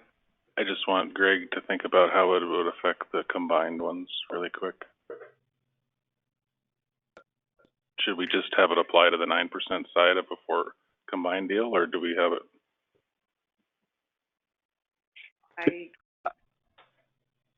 Go ahead, Greg. Could I add a comment here? This is Greg Dunfield. Yes, Greg. When you look at the actual analysis and implementation of the old tax exemption provisions and 9% projects and even 4% hybrids, 9% projects by definition and the other requirements of this QAP for scoring, you achieve the 50% targeting. I think it's still good to have it in here, but just so the board knows, a 9% project already has more than 50% of the units at below 50% of AMI. On a 4.9, the 9% project typically will satisfy the meeting the tax exemption, the old tax exemption legislation, because it creates those 50% units for the overall project. And given other legislation that was passed by the legislature this year, initiated by Don St. Peter's office and others, the DOR will consider both of those ownership entities operating as one project for the tax exemption. So in a way, 9% projects and 4.9 hybrids, I think, already sort of are meeting the intent. I want to reemphasize my concern with regards to a potential resyndication projects, preservation projects that are not getting the exemption now and may seek it in the future, given this loophole sort of moment in time with regards to the actual statute, that I think you're going to see potentially a lot of those projects coming in for the exemption where they haven't had it before, simply because of what's happened. And that's, again, for existing projects.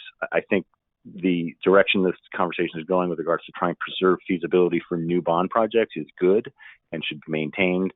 But in addition to the this provision applying to just the 9% projects and 9%, 4% hybrids, I know that may be difficult to do, but it should also, I think, for projects that are, existing projects that have regulatory agreements that were paying taxes and just coming in for tax exemption for a windfall, I think you should protect against that. Can I make a comment? Yes, Mary. So would it be better to, instead of putting in the 9% there, to say there's an exception for the 4% new construction? Would that cover, Greg, what you're talking about? I think so, yes.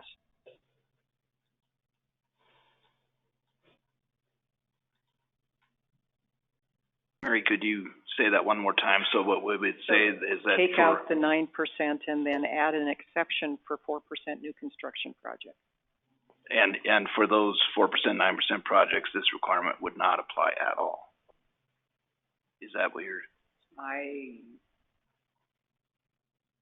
Heather, your response to that? I think that I agree with, Greg in the conversation that if we're gonna try this, that we simply have an exception that allows for new construction bond deals to not have the restriction.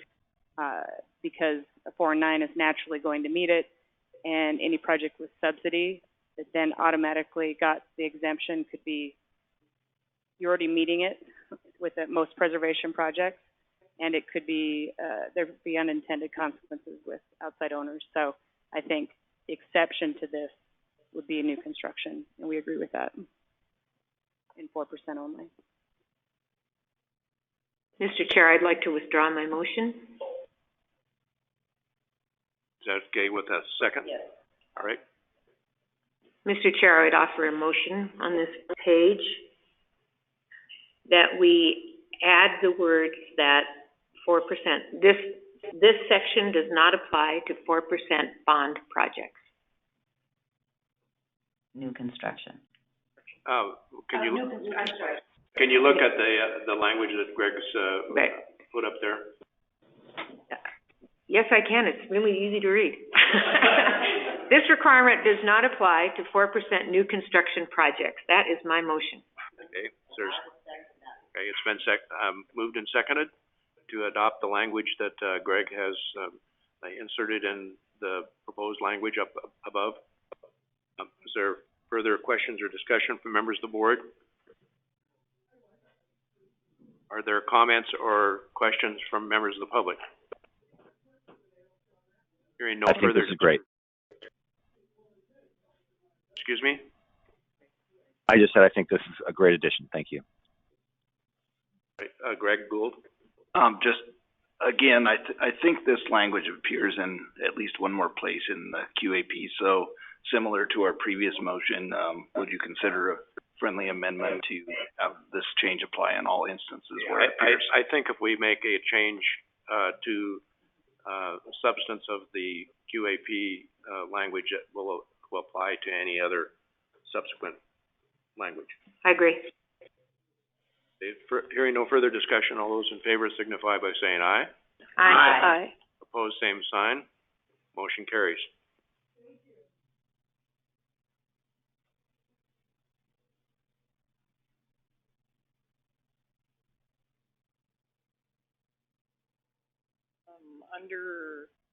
On page 13, under cost per unit limitation exception, this is the section that allows them to submit for an exception to the cost per limit. We've put in language that says that they need to be submitted to MWH staff by the first Monday in March in 2020.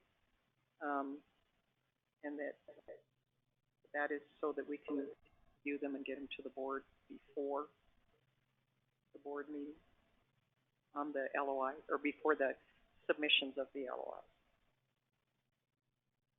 And that's in response to a comment, more of a question and a comment, how that process would happen. Okay, you, can observe the proposed change based on comments. Members of the board, any questions or comments regarding the proposed change? Any questions or comments from members of the public regarding the proposed change? We will have to have a motion to adopt the change in the language. So moved. Second? Is there a second? Second. Then moved and seconded. Is there any further discussion from members of the board? Any other comments or discussion from members of the public? Hearing no further discussion, all those in favor of the motion signify by saying aye. Aye. Opposed, same sign. Motion carries. It is 10 after 10. I'm assuming that we have to check out of our rooms by 11. let's take a 15-minute break so that we can do that and be back here at 25 after 10. That's all right?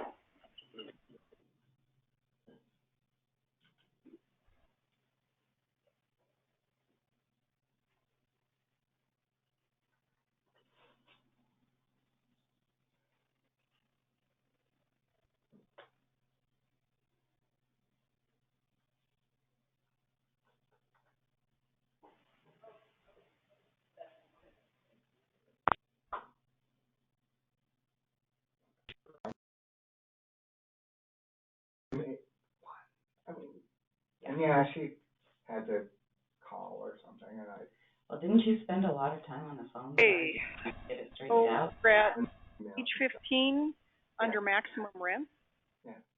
I mean, but, Um, and Susie and Debbie and stuff did a lot with both talking to the, Yeah. but we sent Hang on just a second, Mary. So text to everybody and all this other stuff. the picture, we get the. There was one time where we after a gap in payment. Right. I think Get the rest that, we should have all that information available for the mediation, get as much documentation about that as you can. I don't know how you document it, but see if we can. Document the. Did Andy talk to you about any of this? Or was it, he deposed her? He deposed her, I just read the deposition. Yeah, No, I haven't talked okay. in a long time. I mean, very, very early on. But, so yeah, I mean, if he's got, she can remember it being 2 times because it was so. Right. Well, and wasn't she told repeatedly to just ignore the late fees because stuff wasn't late and it wasn't gonna affect Well, anything? again, she was told by me that RD was the one she had to talk to about. She went through this whole thing, took a while to get her to do the separate account thing, where she was like, why are you ordering me to do this? Like, I've got like emails, I'm not ordering you to do anything. You can do whatever you want. RD says to do this. I think this will make you happy, right?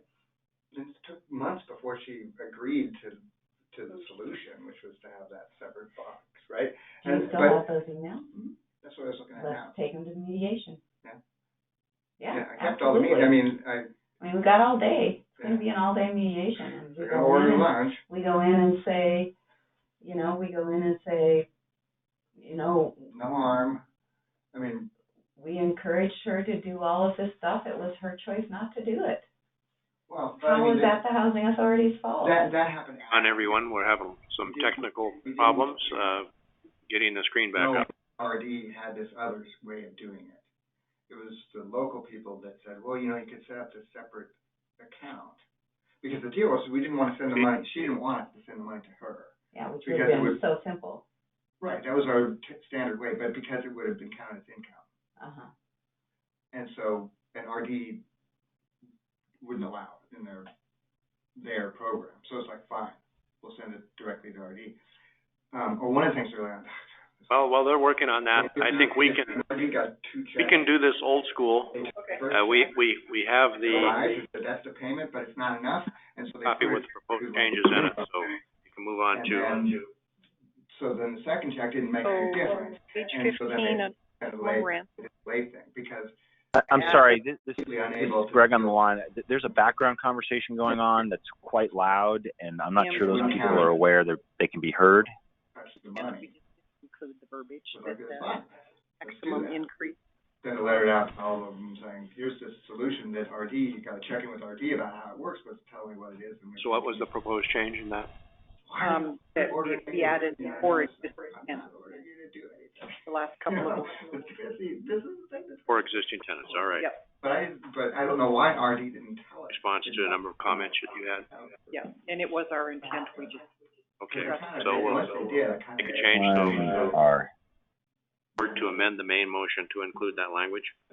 Mr. Chair, I would move to add the words for existing tenants to the first paragraph on section 5 of the end. Yeah, I mean, if he can. Been moved and seconded. Any further discussion from members of? Yeah, have all of that, any documentation that you can bring it to the mediation. All those in favor of Hello, the... can you hear people on the line? Hello? And aye. Aye. Opposed, same sign. Motion carries.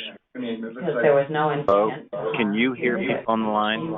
And she was the one who refused to take the easiest path. Yeah, though by that time it was not, I mean, they were getting separate checks and things like that, so it wasn't, no, but I don't know why, yeah, anyway. It might help for you to write. we haven't, Just to. Well, that's one thing I wanted to get from got a comment. him, is what we've already, Change it. what we presented We're not proposing to change anything, Heather. on our side as what, Yes, Heather? to start on that timeline. I mean, I Go back. could always save me like hours of going through the files It had a and coming up with a different timeline. I want to see maximum what rent. ours gave them. But wanted to talk a little bit about the second paragraph. Whatever it is that we, What we presented. Oh. yeah, because I know we went through all this stuff and it was years ago. And I want to give a little context Ask to him this, if he can and refresh our memory by there giving may us not what be an we issue. had already given him. Board may also, may is the word, adjust our rent. Go ahead and email We go out of bounds on our debt coverage ratio and expense ratio. This is a complex, addition in the sense that,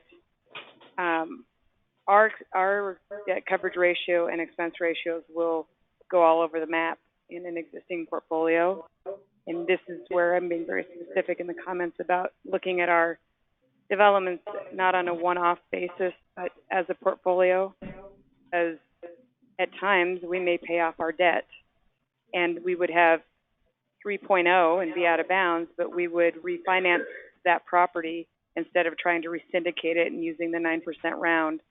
There are also small projects that we write loans to that are well under their 0.95 debt coverage ratio, meaning we're putting money into the project. And so when we look at a long-term operational management, it's about a portfolio. Projects that do perform really well help support the projects that don't. And so this is a very, I understand it's probably solving for an issue or the lowest common denominator, but our concern is it's unintended consequence when you're managing an entire portfolio, and it puts organizations or companies at risk if you're not looking at things holistically versus an individual project. Mary? So this paragraph was there before. We just put in some clarifying language because someone had a question on it the past year.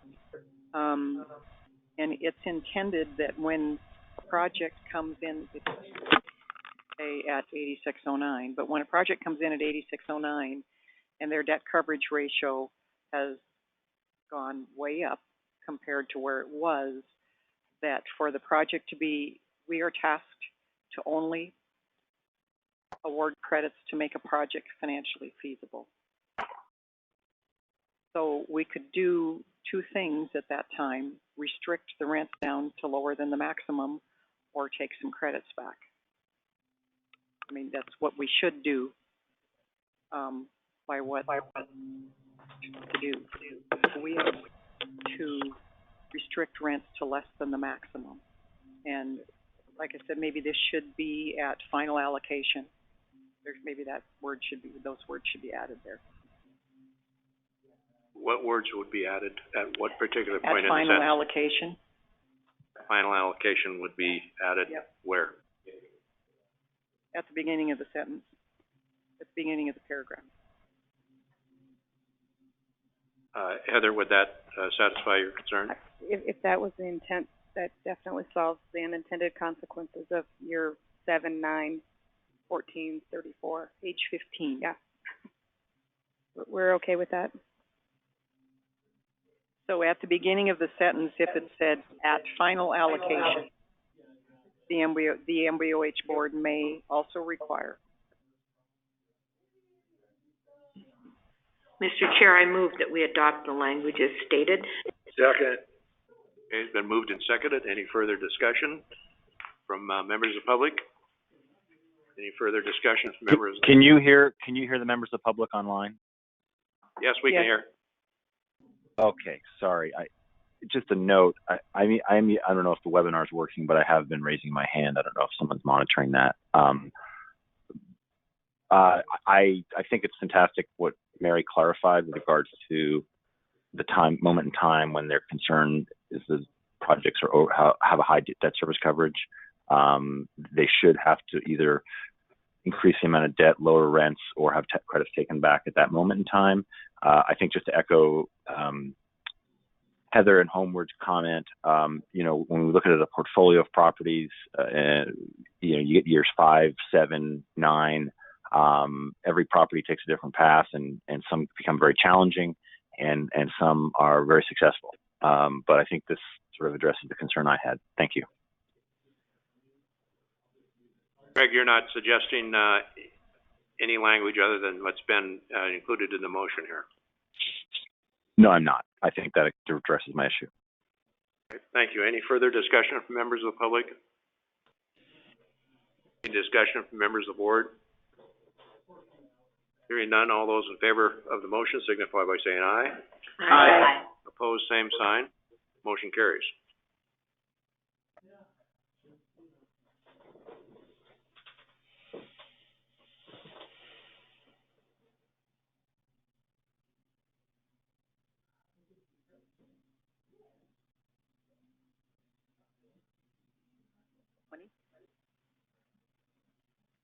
We didn't make, we've got comments, but did anybody want to make comments on page 20 on the taking out E, D, F, whatever it is? F, it would be now. The project is located within a community.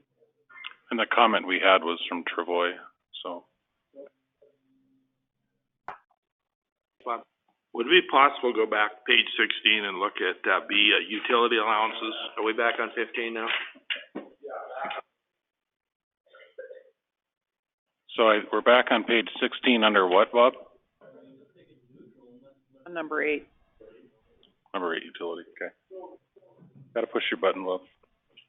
So one thing here that's been a continuing problem and very confusing is that under self-determination principles, the tribes that participate in the Native American Housing and Self-Determination Act are allowed to either give utility allowances or not, depending on local social service recommendations. So this is really when they do acquisition rehab on units that are funded and subsidized by NAHASA, it's very confusing for them.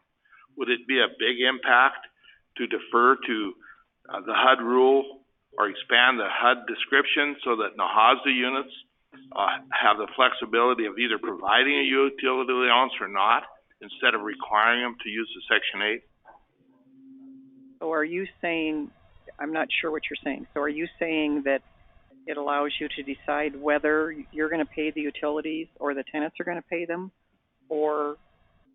What I'm saying is that NAHASA doesn't require that you include the utility allowance in figuring the 30%. That's code for the tax credits. You have to include the utility allowance in the rent calculation. Is there another way it could be worded so that, there is a restriction, you can't charge any family more than 30%. And nobody does. In fact, we're at the other end of the spectrum. It could be an internal acknowledgement of the utility allowance. Because what happens is when you change when you do a acquisition rehab, then all of a sudden you have to use a whole separate form, and it creates a tremendous amount of confusion in operations of the program. I would have to look at the code. I don't believe that that's one of the things that we can use. That we have, that the IRS has listed several things that we can use for the utility allowance, and I would have to go back and check. It's been a long time since I've looked at that, but I don't think that that's one of the things that's listed. So I think we won't delay things now, but maybe that's something next QAP, or we can do more research, talk to HUD, find out what options we might have so that we can make that less confusing. Yep. Bob, I would note that it does say an MBOH approved allowance. So unless otherwise provided by USDA, HUD, or MBOH approved allowance or HUD utility model.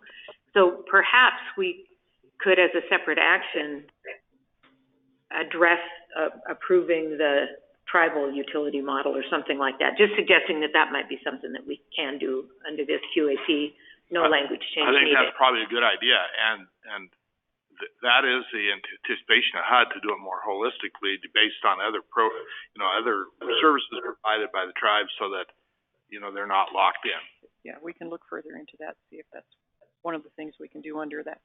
Nope. Yes, Heather? Okay, but, my cohorts in Missoula know that I'm here and they're texting because they can't get through on the webinar. So Lori Davidson wanted to ask a clarifying question in regards to, what we just talked about. At the time of, on 5, maximum rent, that second paragraph, what we just voted on, can we be So clear? you're referring to page 15 again? Page 15 again, yes. Make final allocation means, at the time of 8609, is that we'll submit the cost certifications and then you would bless us with an 8609? If it, it meant, that's the time you would check it. Right. That's what final allocation is. Okay. Defined as, we can double check, but I'm almost, yep. Great. She says that's good. Thanks. Okay. Thank you. Thank you. So, can we clarify, is she can't hear or she can't talk? Talk. Yeah, we can hear you, Lori. I think they can't raise their hand. I don't think they could. Oh. You can hear me? Yes. Oh, my goodness. Okay, great. Never mind. I didn't think you could hear me. Let's move on to page 20. Okay.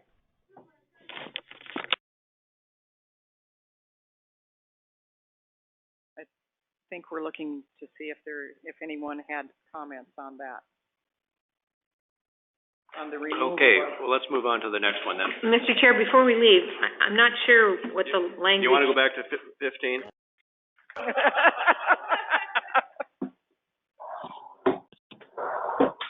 So are we adopting the language that says MBO staff recommendation based upon need for purposes of financial feasibility? That is the new E?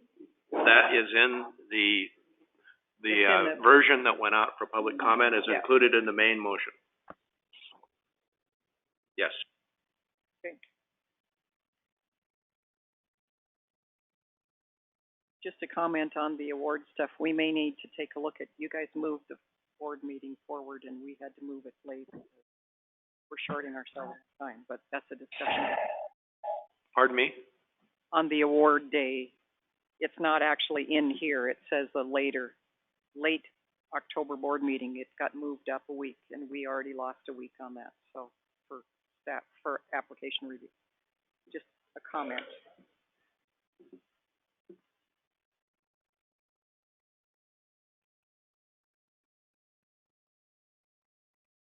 So is the next note we have on page 35?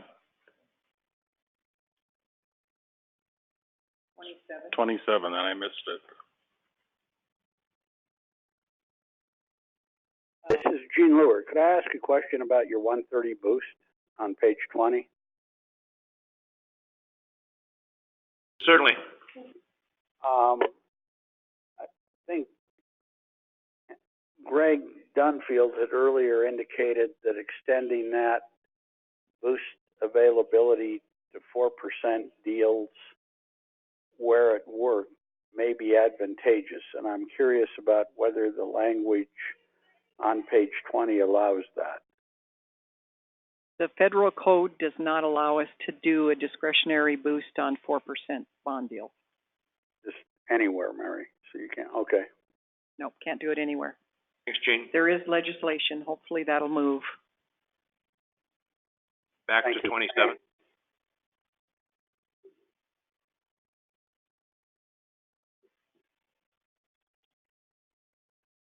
This is actually just, I think you already covered this because you said that if we made a change, that it would cover this.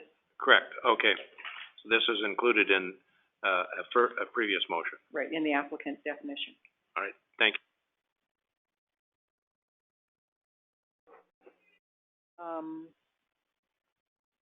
Bottom of 28?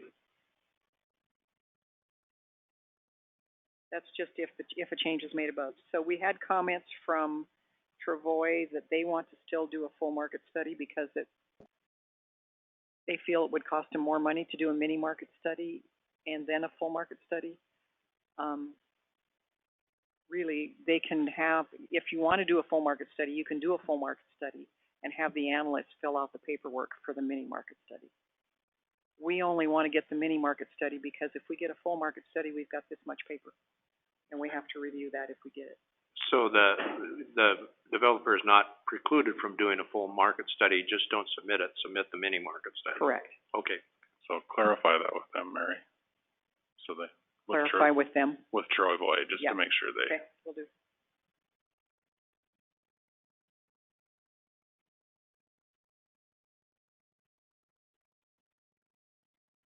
Thirty is another one that we will adjust based on the amendment above. Change on the bottom of page 28.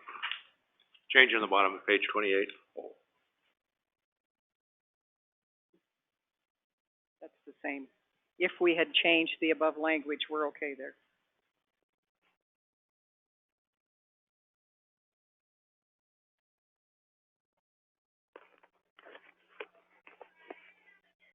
And this, language, I think we made a change to tax exempt and we said that included the change here.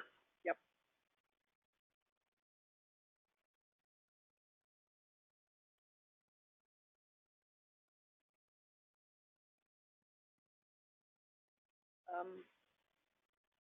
And we may have some comments from developers. I do not recall if they specifically talked about the scoring, but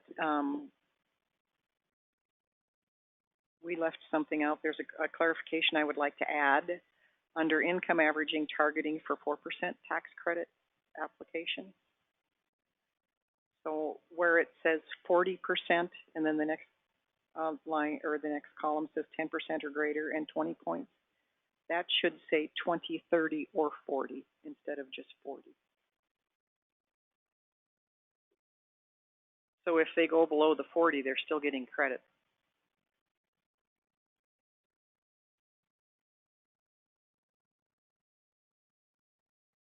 No, so it's,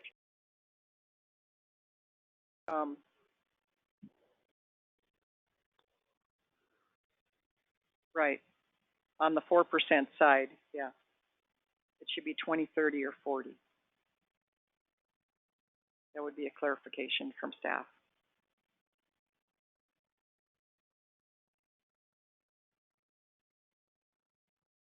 Correct, thank you.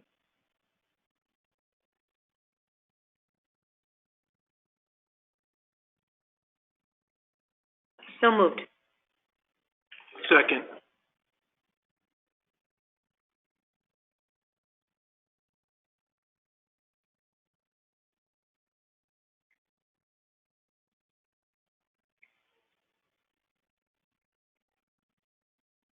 Aye.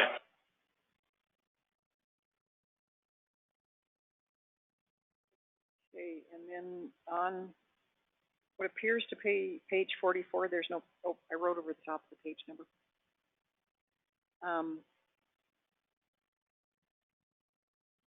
There was some discussion about adding another item there about additional sources of funding or maximizing your credit or leveraging or whatever. I think I discussed with you the possibility of saying augmentation and sources of funds. Augmentation of sources of funds? And sources of. And sources of funds, okay. It would be an On page M on the bottom of 44. page 44. It would be an additional selection factor that you can use.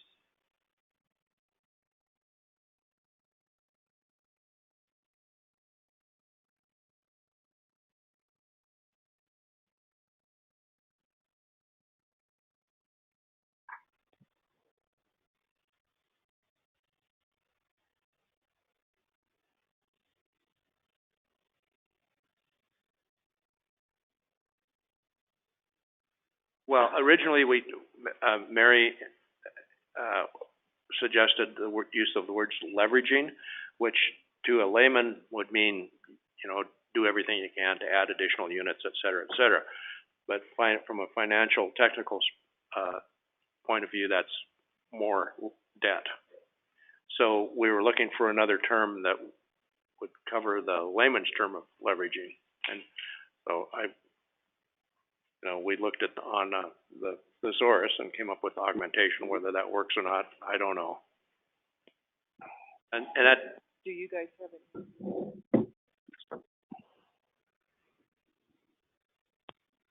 Okay.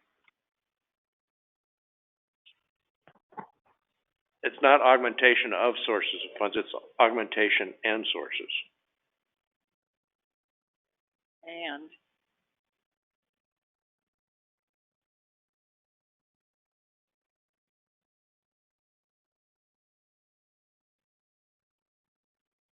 And or then should it be? Yeah.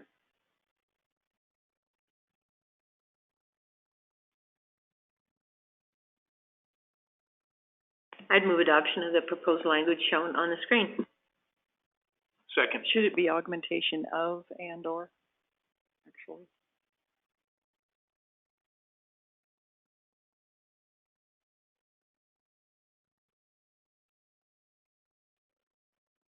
Okay.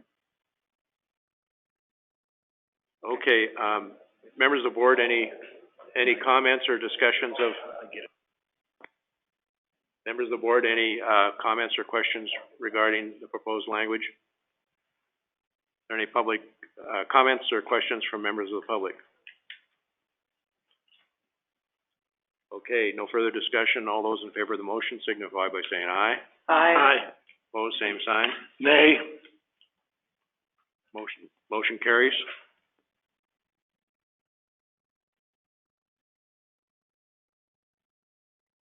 Okay, I think then the next is on page 47. We had some concerns about the timing and of the Alta survey and the recording priority of the restrictive covenants. So we changed the language to the most current Alta survey and title commitment of the project real property prior to the issuance of 8609's documentation must be submitted evidencing first position instead of recording position. And then if such evidence does not show. Okay, you've seen the proposed changes. Any comments or questions from members of the board? Question. Yes. So what do we do on trust land when we add this where there is no title report? I didn't know that I was not aware that there is no title report on trust land because this is. Well, it has to be defined. defined. It has to be defined differently than it's defined here, is what I'm saying. There's Alta survey and title commitment. There's no title insurance, but in sometimes waiting for evidence of a restrictive covenant through the BIA, you're talking about nearly impossible task. But you still have to. I don't know, but if that's a lease, isn't it? We still have to be in first position, first priority. Are you speaking only to the leases? Trust land leases? Just trust land. Mm-hmm. Leases, just leases.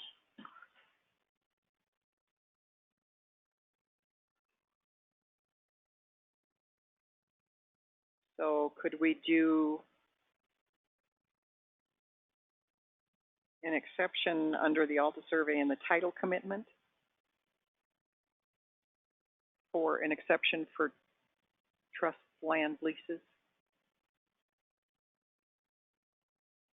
Would that work? It's possible if there isn't a title commitment. If there isn't the most current title commitment, then one doesn't have to be submitted for trust land. except if we don't put in an exception, somebody will be looking for it and trying to get it. So we could add at the end of that, with the exception of trust land. Yep. And you may want to just say, if this property is proposed on restricted tribal lands, call the office, because we might want to, there may be a change or something, but we do want to comply with the law, which to the degree we can, restrict any parcel or any property to the requirements of Section 42. I'm just saying, I don't want this to disqualify an otherwise good property because we can't get that done. Yeah. There we go. Except where unavailable for tribal trust land.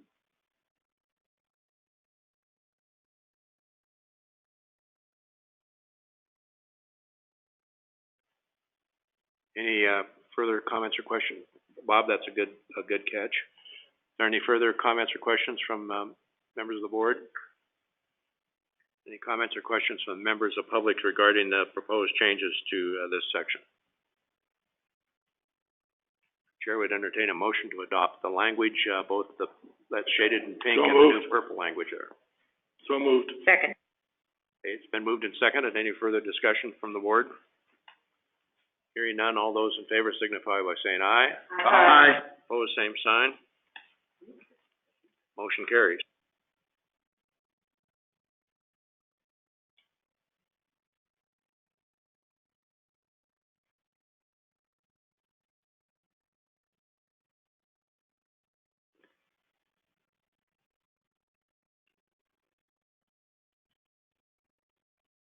So just a reminder for everyone on the URLs, I think we tried to mark them, but they will all be changing with the new website.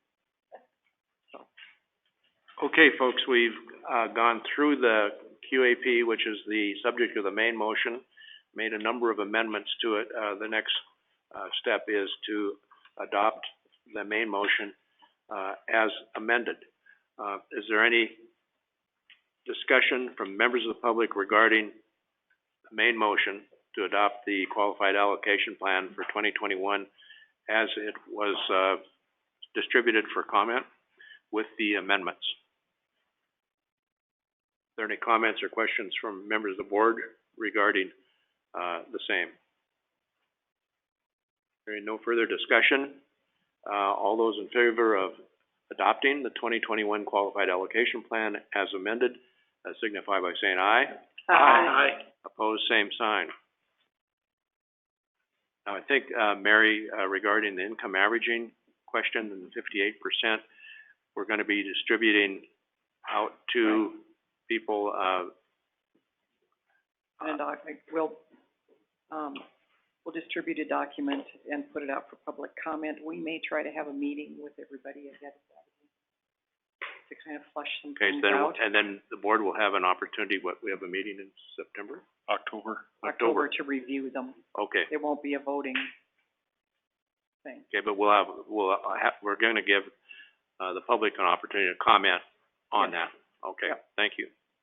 Mr. Chair, I wonder on income averaging if it would be helpful if the board felt so inclined to address the 58 versus 60% guideline, so you have an understanding of what the board would like to see in there? I think discussion might be good. I don't know if we want to make it a motion. Well, we will be getting copies of that as well and have an opportunity to comment. Correct.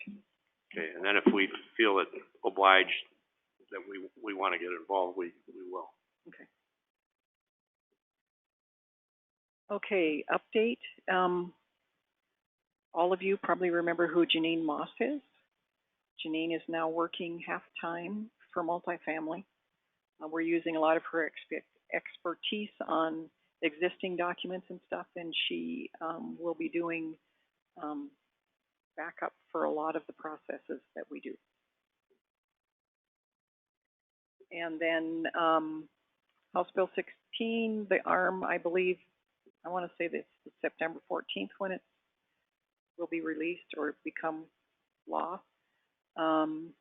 So we're Bruce and I are working on processes on that. We'll be accepting applications shortly thereafter. And I gave you 2 printouts. The one on non-compliance, the one that starts with Cherry Hill, it says inspector, that's the name of the property, but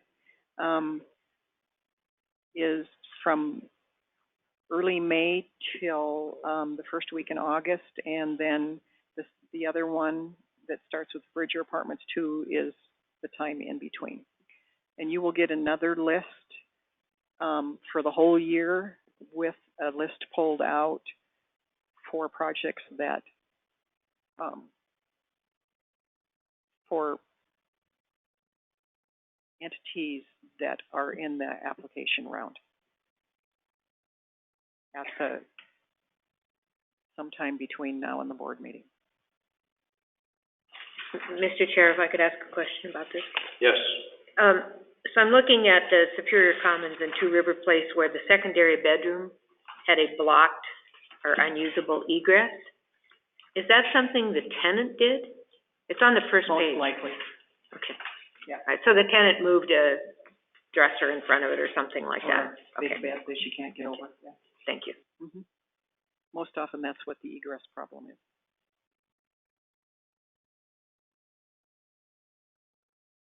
Any further questions or comments from the board regarding the inspection reports?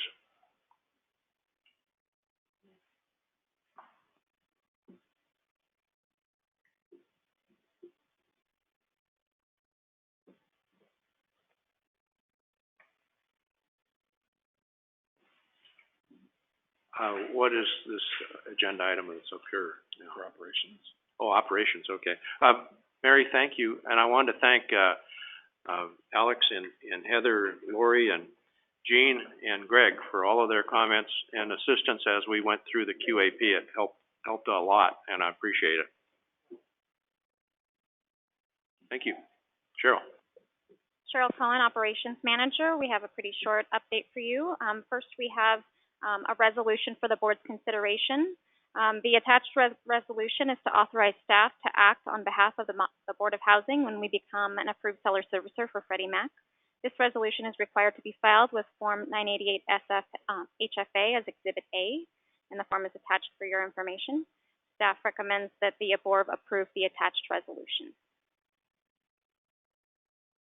Thank you. Any comments or questions from the board regarding the attached resolution? Any comments or questions from members of the public regarding the attached resolution?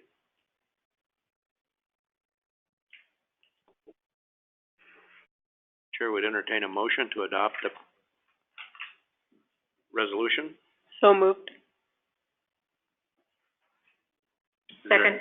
Been moved and seconded. Is there any further discussion regarding the resolution of the Board of Directors allowing staff to act on this matter? Hearing none, all those in favor signify by saying aye. Aye. Aye. Opposed, same sign. Motion carries. Thank you for your work on that. It's great to see that in that stage. Thank you. Now we just have a quick operations update. It's the last page in your packet today. As a reminder, our next board meeting will be Monday, October 8th in Helena, or 28th in Helena, and that's when the board will be making housing credit award decisions. We have Pat, Jeanette, and Amber confirmed to attend the NCSHA annual conference in Boston, October 19th through 22nd. For our staffing update, we held 2 joint interviews with the Community Development Division for a part-time records retention specialist, and I see a hand from Eric. Okay. Got it. We held 2 joint interviews for a part-time records retention specialist in August, and HR completed reference checks, and I believe they've probably reached out to the applicant since we've been down here. So hopefully when I get back, we'll have someone that will be starting in that position. Quick correction, we held 2 interviews on September 4th and 5th for an administrative assistant position. One of those interviews needed to be rescheduled, and we'll be having that interview when I'm back in the office next week. We also held interviews for an open program specialist 6 housing choice manager position, and since this went to print, we extended an offer of hire to Stephanie Krager, who currently works in the community development division, and she's accepted that offer, so she'll be joining our team shortly. We're pretty excited about that. And finally, we have an open accountant position that was posted October 1 and will close on September 20th. The extended time for that position is due to some staff outings and conferences that are being attended by Ginger and Angela. And so they wanted to be here and present for the conclusion of that hiring process. Just a quick update that we are actively working with our communications team at Department of Commerce on redesigning our website. So we have an active work plan and are going through each program area to review our content and have a new website. We're going to be turning off the switch on our current website and turning on the switch for a new website. We're hoping that we'll meet our target launch date in mid to late October.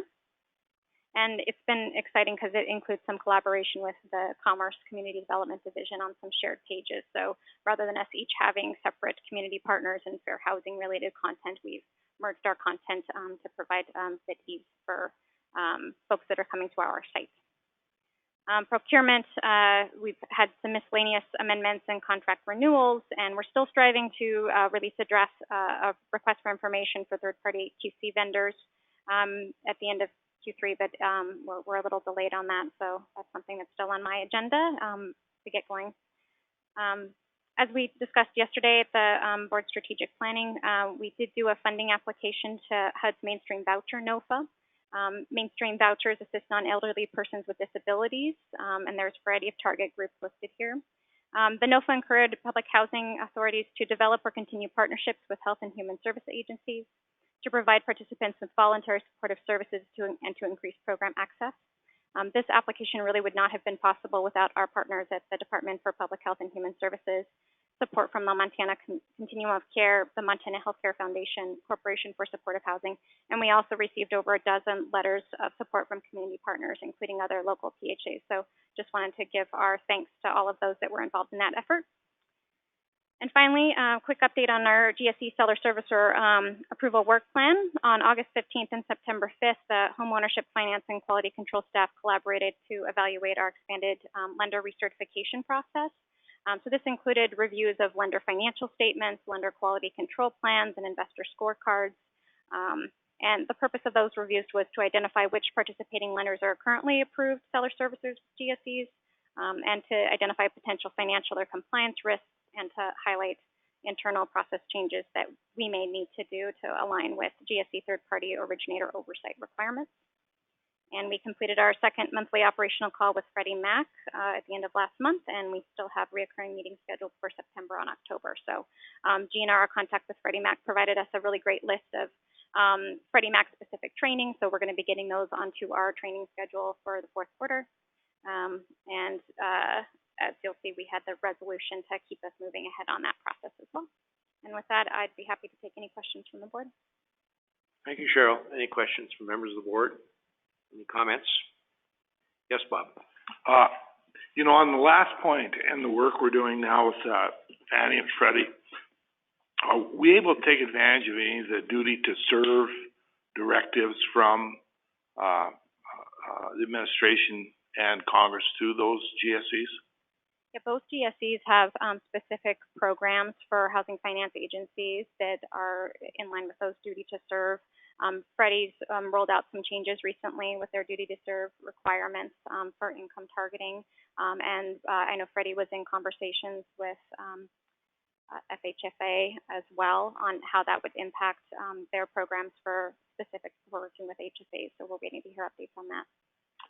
So are we developing, or is there a requirement for any kind of a scorecard to see what impact, if that is something meaningful or if it's just rhetorical from the GSEs? I'm not sure if I can answer that question well. So I think we would still be looking at the income population that we serve, and we've done a bit of homework on our end to see what's the AMIs of the borrowers we're currently serving. Some housing finance agencies in their approach to working with GSEs have been targeting folks at higher income levels. I think with the changes that the GSEs are making, that's not, going to be the programs that we're going to be participating in. I think we'd still be looking at serving, moderate and low-income families and first-time home buyers. Well, I understand, that's always part of our mission is targeting and serving those folks. But part of that initiative is to identify other underserved groups.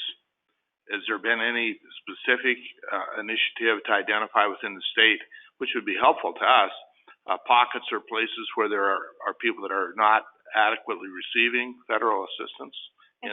I think we're already aware through the last analysis of impediments of some underserved populations, particularly tribal groups. And I think there's always been a concerted effort in Vicki's team in trying to determine how we can better outreach and serve individuals who are underserved in those areas. We also had conversations with, I'm trying to recall the name of the consultant that we talked to about their groups. One of the conversations we had was research that they were doing and whether or not we could ask them to do some additional research in those areas, but it has been a topic of conversation. So what I'm getting at is, we talked the other day during our yesterday, a couple of models that are demonstration mode right now.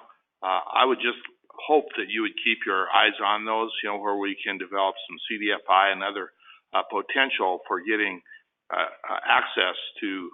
I think banks are going to continue to shy away from reservations. That's my point. And in spite of this initiative and everything else, it's going to have to come from within, which requires that they do more. I just want us to be the first partner encouraging them and trying to figure out a way to get some secondary money to them through us. Got it. Thank you so much for that, Bob. Thank you. Are there further questions of Cheryl? Thank you for all the good work you've been doing, Cheryl. We appreciate it. Thank you. Executive Director update? Really nothing other than for you guys, for next year to consider, the legislative conference, usually the beginning of March, and then the Mountain Plains Regional Summit, the beginning of May. So if any of you are interested, let me know so we can get your name on the list. Thank you.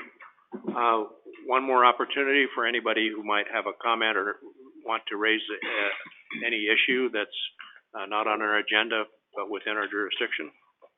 Heather. I mean, why not? We all drove all over here. I just wanted, I mentioned this to a couple of you, but want to let you know that we did, at the housing conference, we did a panel of good examples of housing policy jurisdictions from people from the planning department or leadership within cities or towns. And we've been asked to replicate that at both the State Planners Conference and also at the League of Cities, whatever